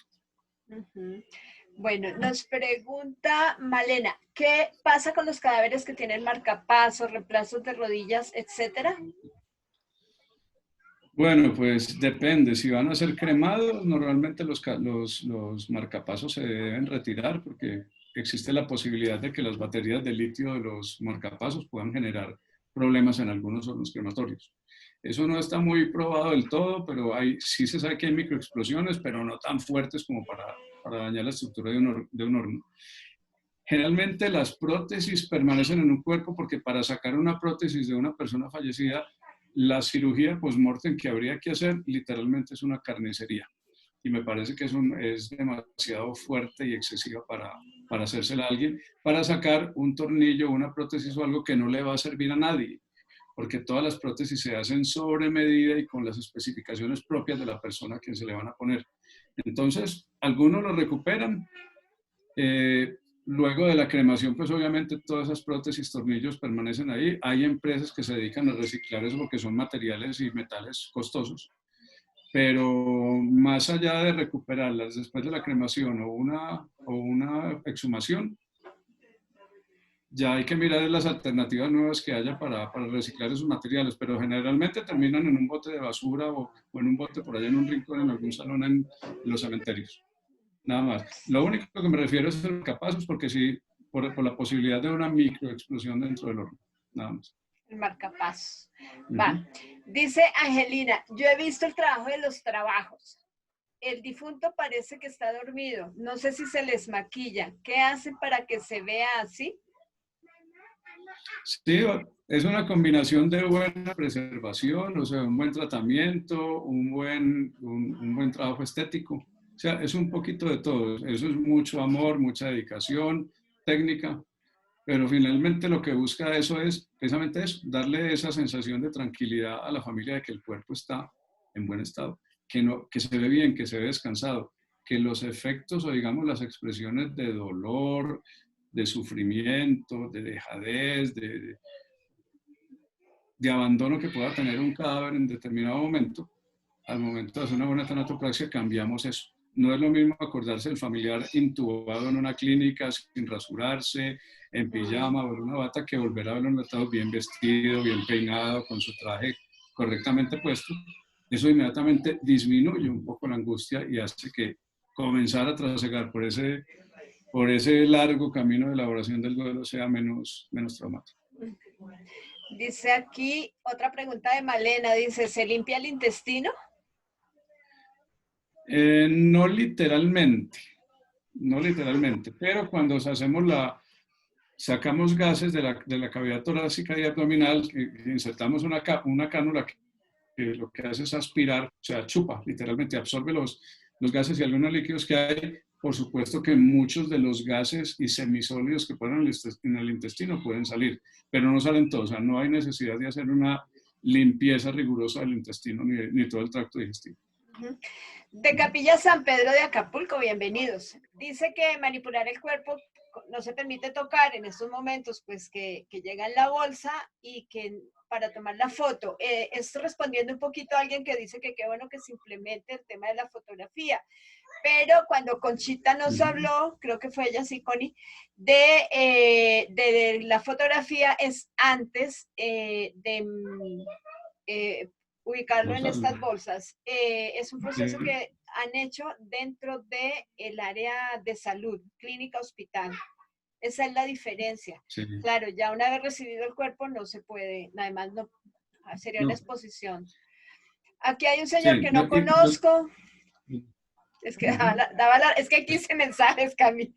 Digo que un señor que no conocemos para nada, se llama Miguel Contreras. Dice, ¿tiene antecedente de algún caso que se haya contagiado una persona por cuenta de un cadáver? Sí, ya tenemos varios casos aquí en Colombia. Sí. Desafortunadamente en varias funerarias. Sí, yo también conozco. Pero la verdad es que se han contagiado más por el contacto con familiares. Ojo, el mayor foco de contagio no es el cadáver, sino perdón, ahí sí le voy a hacer la aclaración a Miguel. No hay casos, perdón, ahí sí me equivoqué, ofrezco disculpas.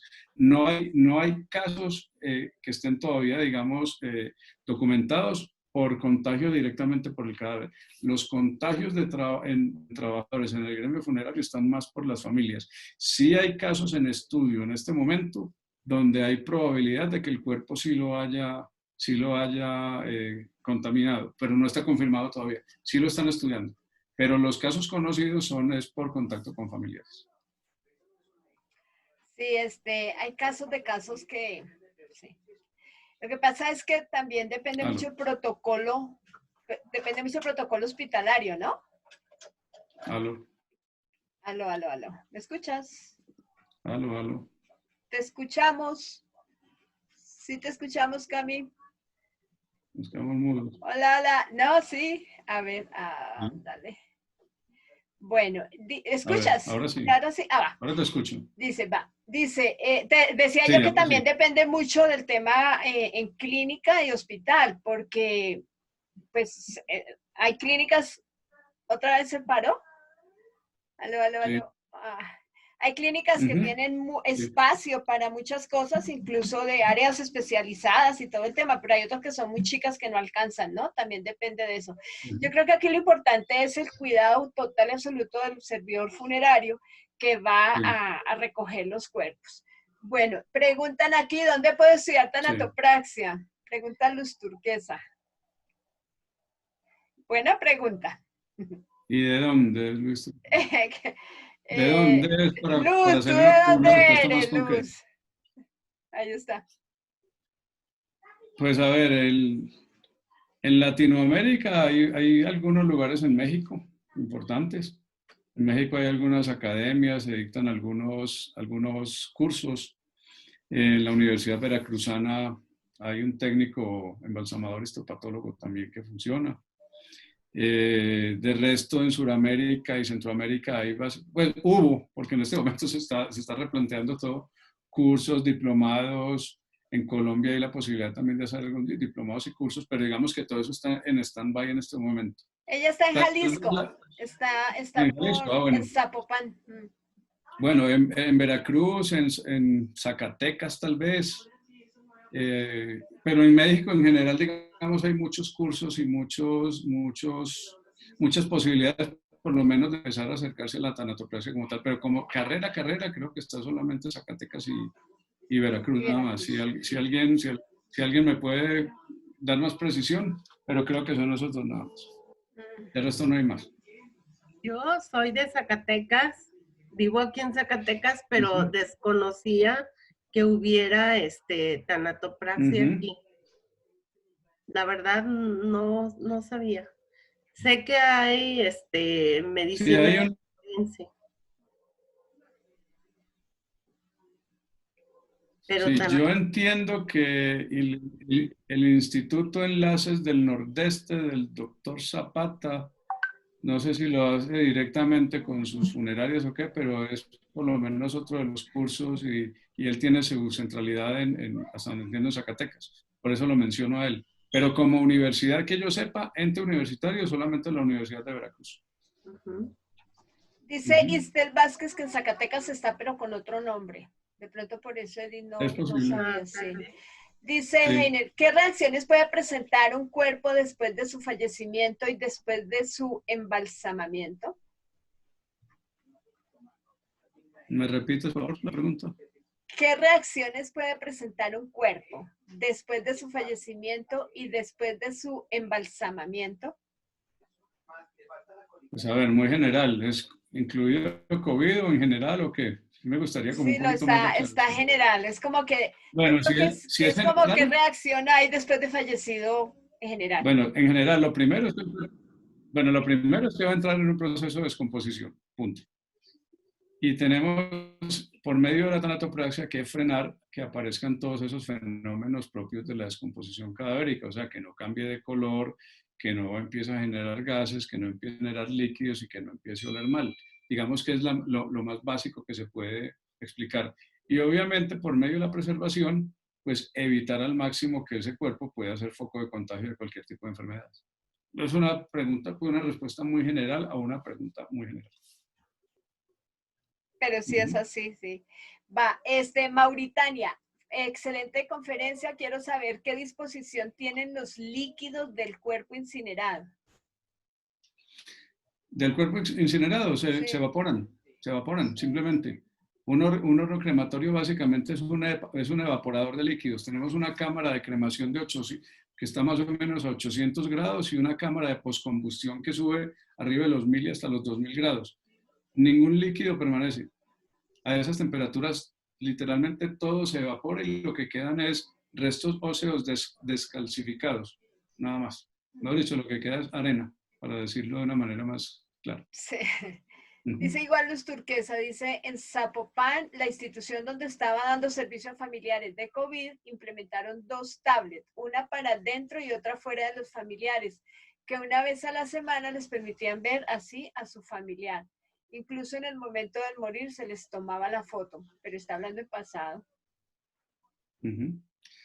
Es posible que lo estén haciendo ahora. Lo que pasa es que esta situación de la pandemia es tan nueva, tiene en tanta revolución a los mismos médicos, el personal que está en cuidados intensivos está trabajando a marchas forzadas, porque es que nosotros no estamos allí metidos, y es personal que está trabajando 24 horas sin parar, con el mayor riesgo posible de contagiarse, tratando de mantener a las personas vivas o por lo menos con una calidad de vida sostenible.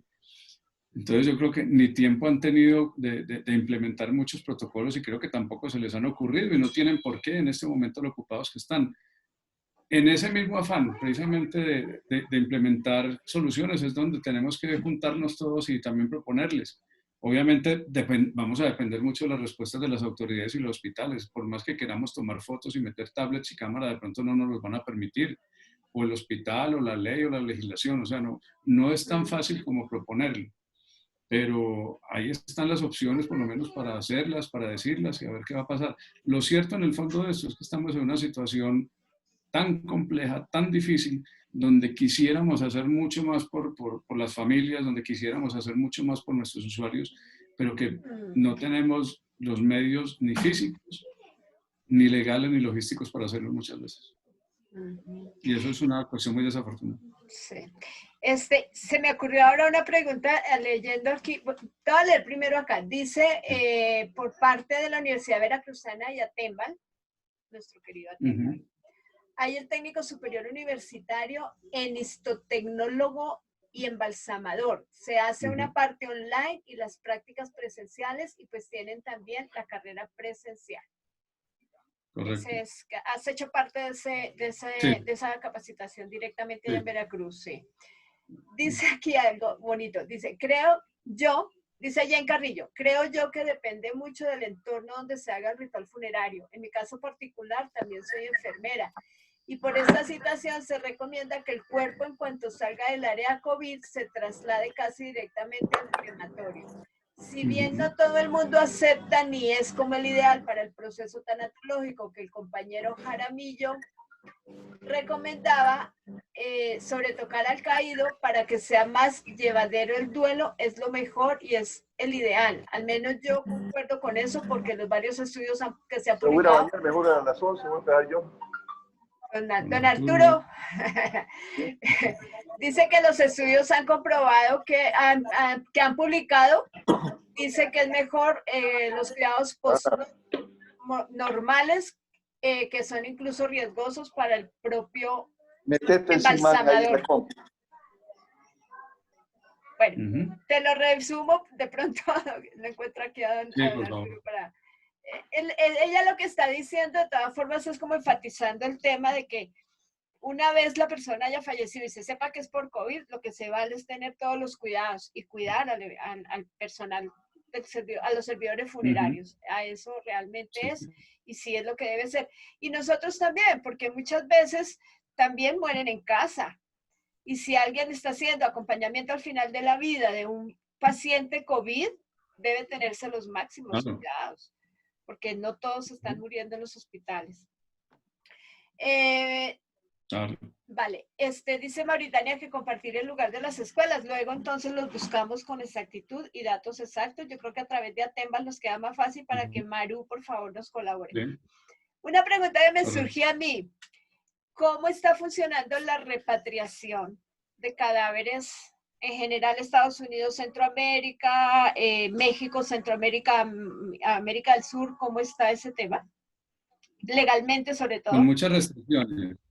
Con muchas restricciones, porque es que hay una legislación en el estado y en el país donde muere la persona y otra legislación en el país de destino. Entonces puede que algún estado en los Estados Unidos permita la repatriación, pero de pronto el país destinatario no te lo reciba. Entonces lo que se está haciendo básicamente es repatriación de cenizas, pero sí ha habido algunos casos donde se han repatriado cuerpos. Yo recibí un cuerpo de los Estados Unidos, pero está complicado, la verdad, porque es que hay restricciones, hay casos donde las aerolíneas no lo hacen, hay muchos aeropuertos cerrados, entonces estamos dependiendo de vuelos humanitarios o valijas diplomáticas para que puedan hacer eso. Pues hay una cantidad digamos, de problemas logísticos importantes en eso, pero el problema sobre todo es la disparidad de legislaciones, que de pronto si fuera una persona en Texas y de pronto en Texas permitan la repatriación a El Salvador y El Salvador diga, no, yo no recibo cuerpos de ninguna parte, entonces no lo pueden hacer. Tienen que hacer la cremación y enviar luego las cenizas, porque como las cenizas son inocuas, entonces no habría ningún problema. Pero hay casos donde se han hecho y otros no, y hay veces que en un estado se puede hacer la repatriación hoy y hace 15 días no se pudo, y de pronto la semana entrante no lo van a permitir. Todo está cambiando tanto, los rebrotes están apareciendo y las legislaciones se están actualizando que de semana a semana están cambiando las directrices. Pero partamos de algo, la mayoría de los países latinoamericanos están con los aeropuertos cerrados. eso ya en realidad nos genera un colapso mayor en cuanto a la repatriación. Pero las cenizas sí, y si las pueden enviar, se puede entonces manejar. Sí. Que Además claro. que las cenizas las puede llevar un familiar en la mano, entonces no hay problema. Aquí hay un tema que dice, nosotros en la funeraria, dice psicocápsulas, tenemos ahora muchas complicaciones para repatriar un cuerpo a Cuba. Se está tratando de lograr la autorización para repatriar los restos cremados. ¿Sí? Es muy complicado. Sí. Es muy complicado porque dependemos de permisos de los consulados, de las embajadas, de las secretarías de salud, de las aerolíneas, de los agentes de carga, y cada uno está interpretando las legislaciones como mejor le convenga o como crea que es lo más conveniente. Entonces, puede que hoy le funcione, puede que mañana no, o depende del funcionario de turno. Lo que tiene es que seguir insistiendo y documentarse al máximo, insistir hasta que lo pueda hacer. Pero es complicado en este momento, no es fácil. Sí, es importante. Yo creo que aquí es como igual cuando le vamos diciendo a las familias desde el comienzo de un servicio o del acompañamiento como tal, que tenemos que ajustarnos a las normas legales, que no resulta fácil, que lo que queremos realmente no es por negligencia ni porque queramos salir rápido de la familia o lo que sea, sino porque tenemos que acondicionarnos al lugar donde estamos y a todas las situaciones que se están presentando actualmente. Muchas veces dicen, pero es que muchas de las... Cuando dicen que no murió de COVID y que por tanto deberían trasladarlo, se podría, sí, pero no hay aeropuerto, lo que decías ahora. No hay aeropuerto, no hay vuelos, hay consulados cerrados, hay secretarías de salud que no te despachan. Pues, o sea, muchas de las variables de la ecuación no las podemos controlar en este momento. Vámonos 6 meses atrás. 6 meses atrás estaban las aerolíneas funcionando, estaban todas las oficinas trabajando sin ningún problema, era muy sencillo. Pero en este momento, hasta para conseguir una traducción, quien te apostille un documento, no lo hay. O tienes que esperar a que te den un turno o alguna cosa, lo vas a repatriar, listo, está bien, te lo recibí en Bogotá, pero entonces ¿cómo lo llevo de Bogotá a otra región, hablando de Colombia? De pronto no te permiten moverlo, o sea, hay muchas variables que no podemos controlar en este momento y eso hace muy difícil. Y eso es una complicación general, o sea, no la tiene solamente México, no la tiene Perú, no la tiene Colombia, la tenemos todos, inclusive dentro de Estados Unidos hay muchas restricciones alrededor de eso, en Inglaterra. En Europa apenas esta semana empezó más o menos como a destrabarse un poquito el asunto, pero de todas maneras siguiendo unos requisitos muy estrictos y muy complejos.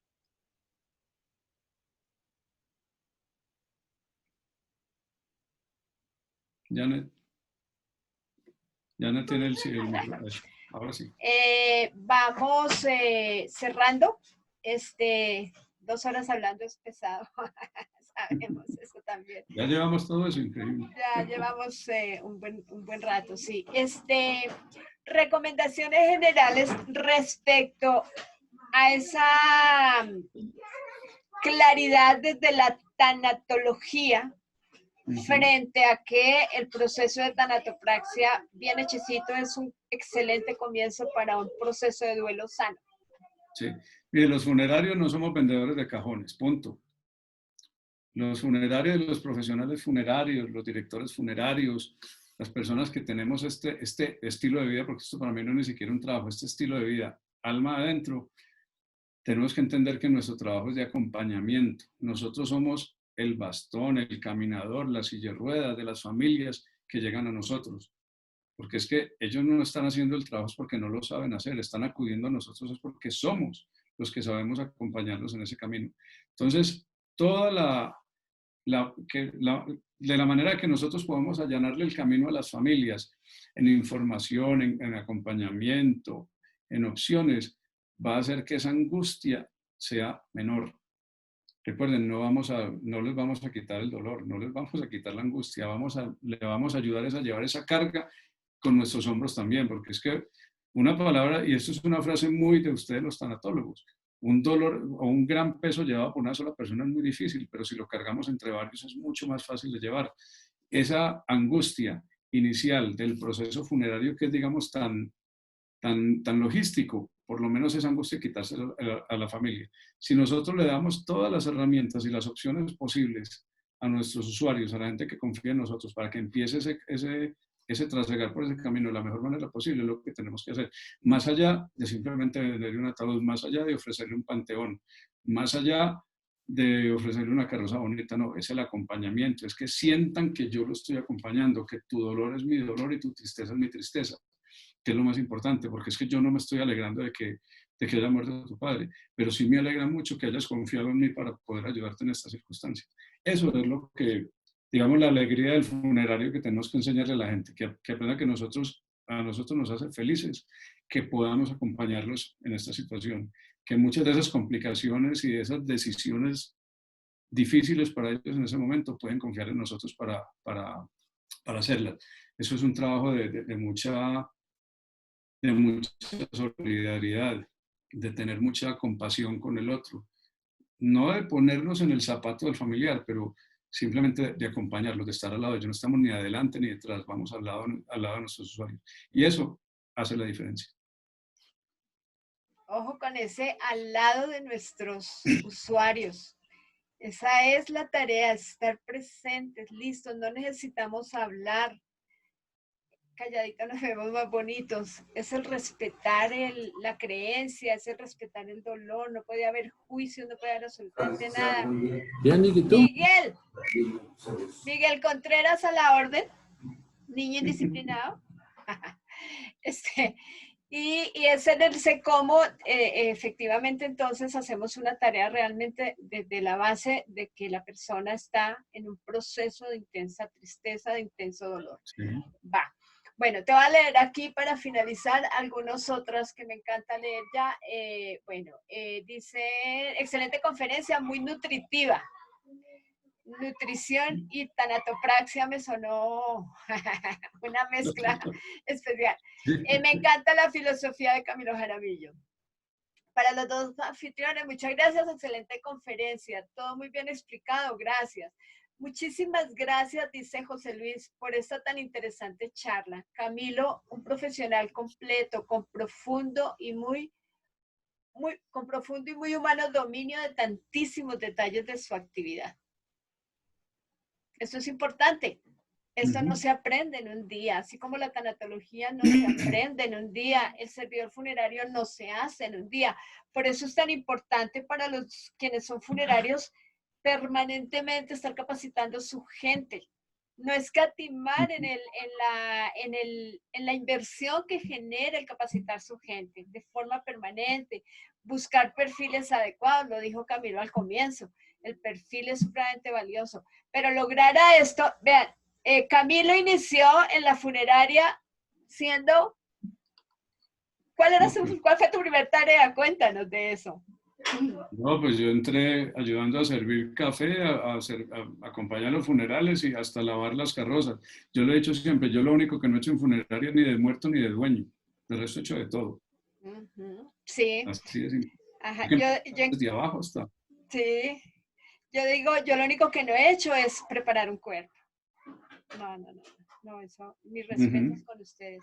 Y el manejo de contabilidad y tributaria. Sí. Vale. Es que el trabajo...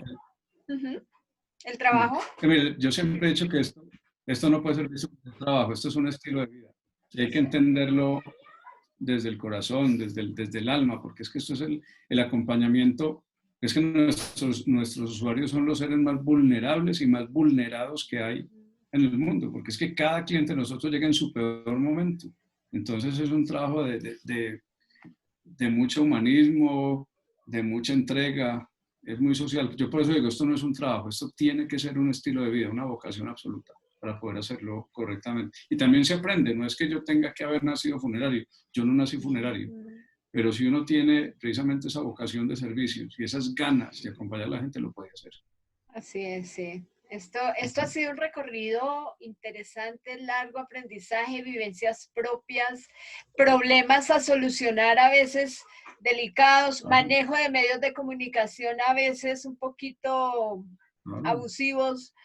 Familias difíciles, muchas cosas nos suceden, situaciones muy complicadas porque no todo es color de rosa, porque no es un manejo digamos de un dolor promedio, porque es que hay hay dolores con frustración, con violencia, con rabia, con negación, con licor, pues, y todas las anteriores juntas. Entonces hay situaciones muy complicadas. Hay gente que entra con los guantes de boxeo puestos porque cree que nosotros somos los ladrones que nos vamos a lucrar con su dolor. Entonces también tenemos que revertir esa situación. O sea, por más que tratemos de hacer bien nuestro trabajo, también nos vamos a encontrar muchas situaciones muy complicadas y muy difíciles. Pero en últimas eso también lo hace más bonito y más gratificante. Sí, ese es el reto más grande. Excelente exposición, tema importantísimo, gran humanidad y espiritualidad del doctor Camilo. Felicidades, mil gracias, excelente, aprendí muchos saludos desde México. Muchas gracias, excelente conferencia. Qué belleza de conferencia, con tanta humildad y ese acompañamiento a los dolientes, me ha gustado mucho. Bendiciones, Janet, Camilo, Edith, bonito día. ¿Qué técnicas tanatológicas usan para darle la certeza al doliente de COVID de que se aplicó la tanatopraxia a su familiar fallecido? En mi caso no lo hacemos porque yo estoy en Colombia y la ley no nos permite ni siquiera tocar los cuerpos.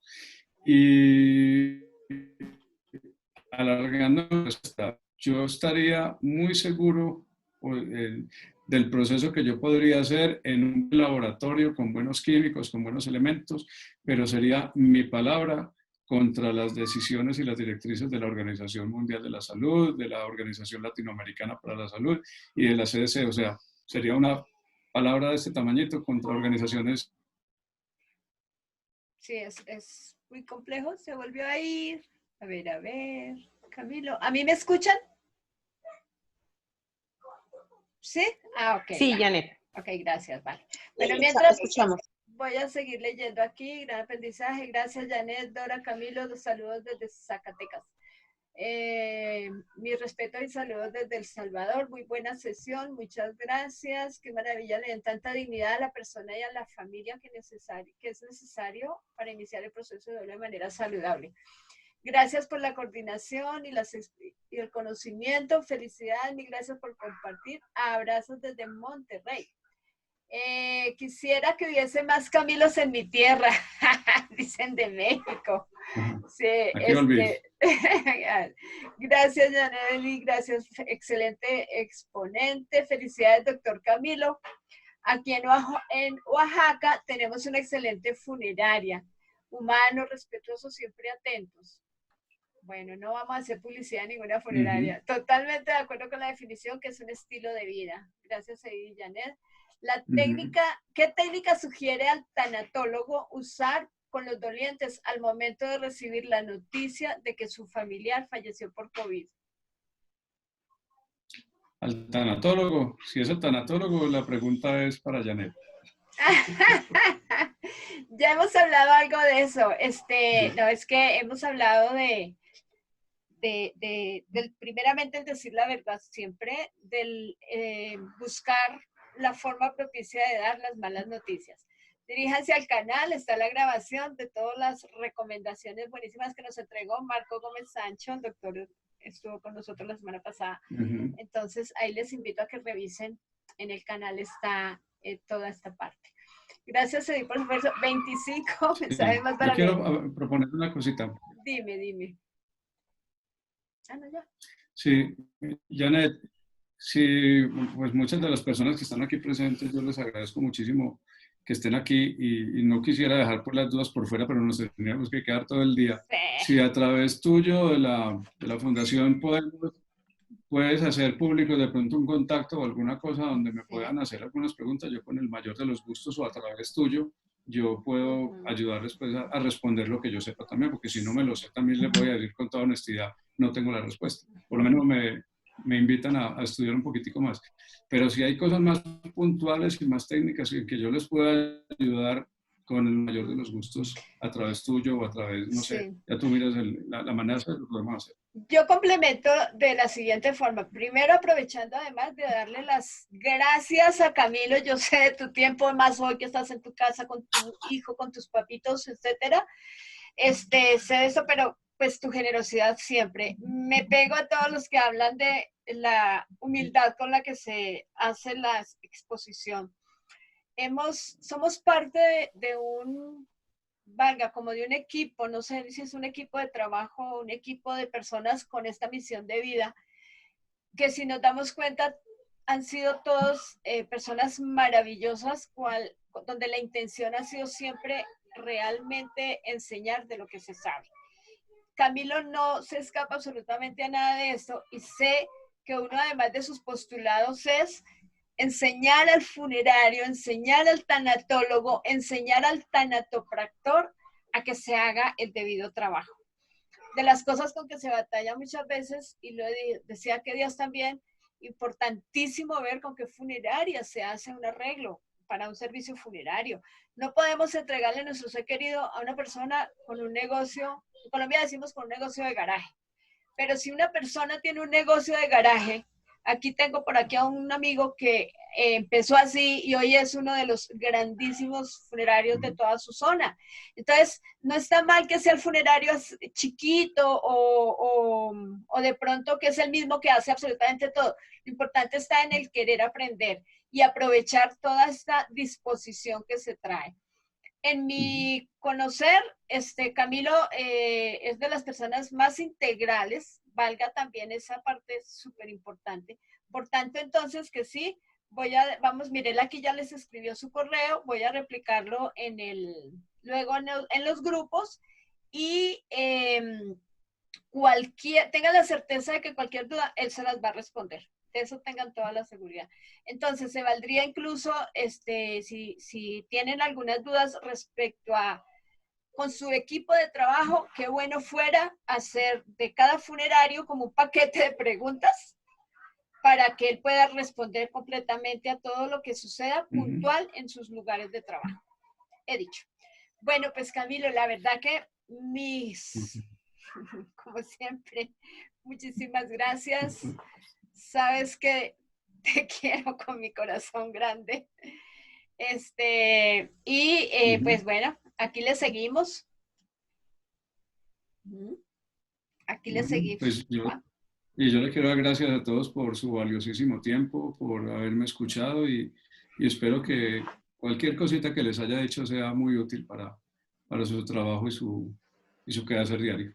Vale, recuerden que para mí el conocer y las experiencias, que yo no me las sé todas, yo me sé muy poquitas, yo soy un eterno aprendiz, pero si algo puedo compartir, lo hago con el mayor de los gustos.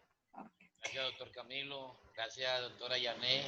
Muy especial la charla, muy interesante y seguiremos atentos a todas las que vengan. Gracias, Gracias. A ti y al equipo de trabajo tuyo. Edith, ¿quieres cerrar, por favor? Pues muchas gracias a todos por habernos acompañado. Doctor Camilo, muchísimas gracias. Una ponencia excelentísima. Yo, la verdad, desconozco de la tanatopraxia. No he ido más allá del Instituto de Ciencias Forenses y me parece que es algo muy interesante y es algo muy bonito porque realmente sí reconforta ver a la persona amada con una sensación de paz, de tranquilidad, que se fue bien, y eso ayuda mucho a una buena elaboración del duelo normal. De ahí empieza la elaboración del duelo, ver la sensación con la que el familiar se fue. Muchísimas gracias, muy amable, y pues por ahí estamos pendientes de usted y esperemos que no sea la última porque quedaron muchas dudas y muchas preguntas. Qué bueno eso. Gracias. A mí me alegra escuchar eso porque significa que se está haciendo bien el trabajo. Sí, para mí en particular es una satisfacción inmensa leer y de saber que estamos aportando un poquito además viendo que sí podemos desde el modo virtual aprender. Además, tener el acercamiento resulta hasta más fácil y lo mejor, más barato. Vale, pues, ok, entonces muchas gracias a todos y estamos pues en contacto. Bueno, gracias, y bendiciones a todos. Gracias, hasta luego, felicidades. Shelly, lo pediste y se te concedió. Y se me concedió. Sí, Muchas gracias, sí. muy amable, bendiciones. Super. Vale, pues. Gracias, Dios. Janet, muchísimas gracias. A ti, Cami. Edith, a todos de verdad, gracias desde el corazón. Gracias. Bueno.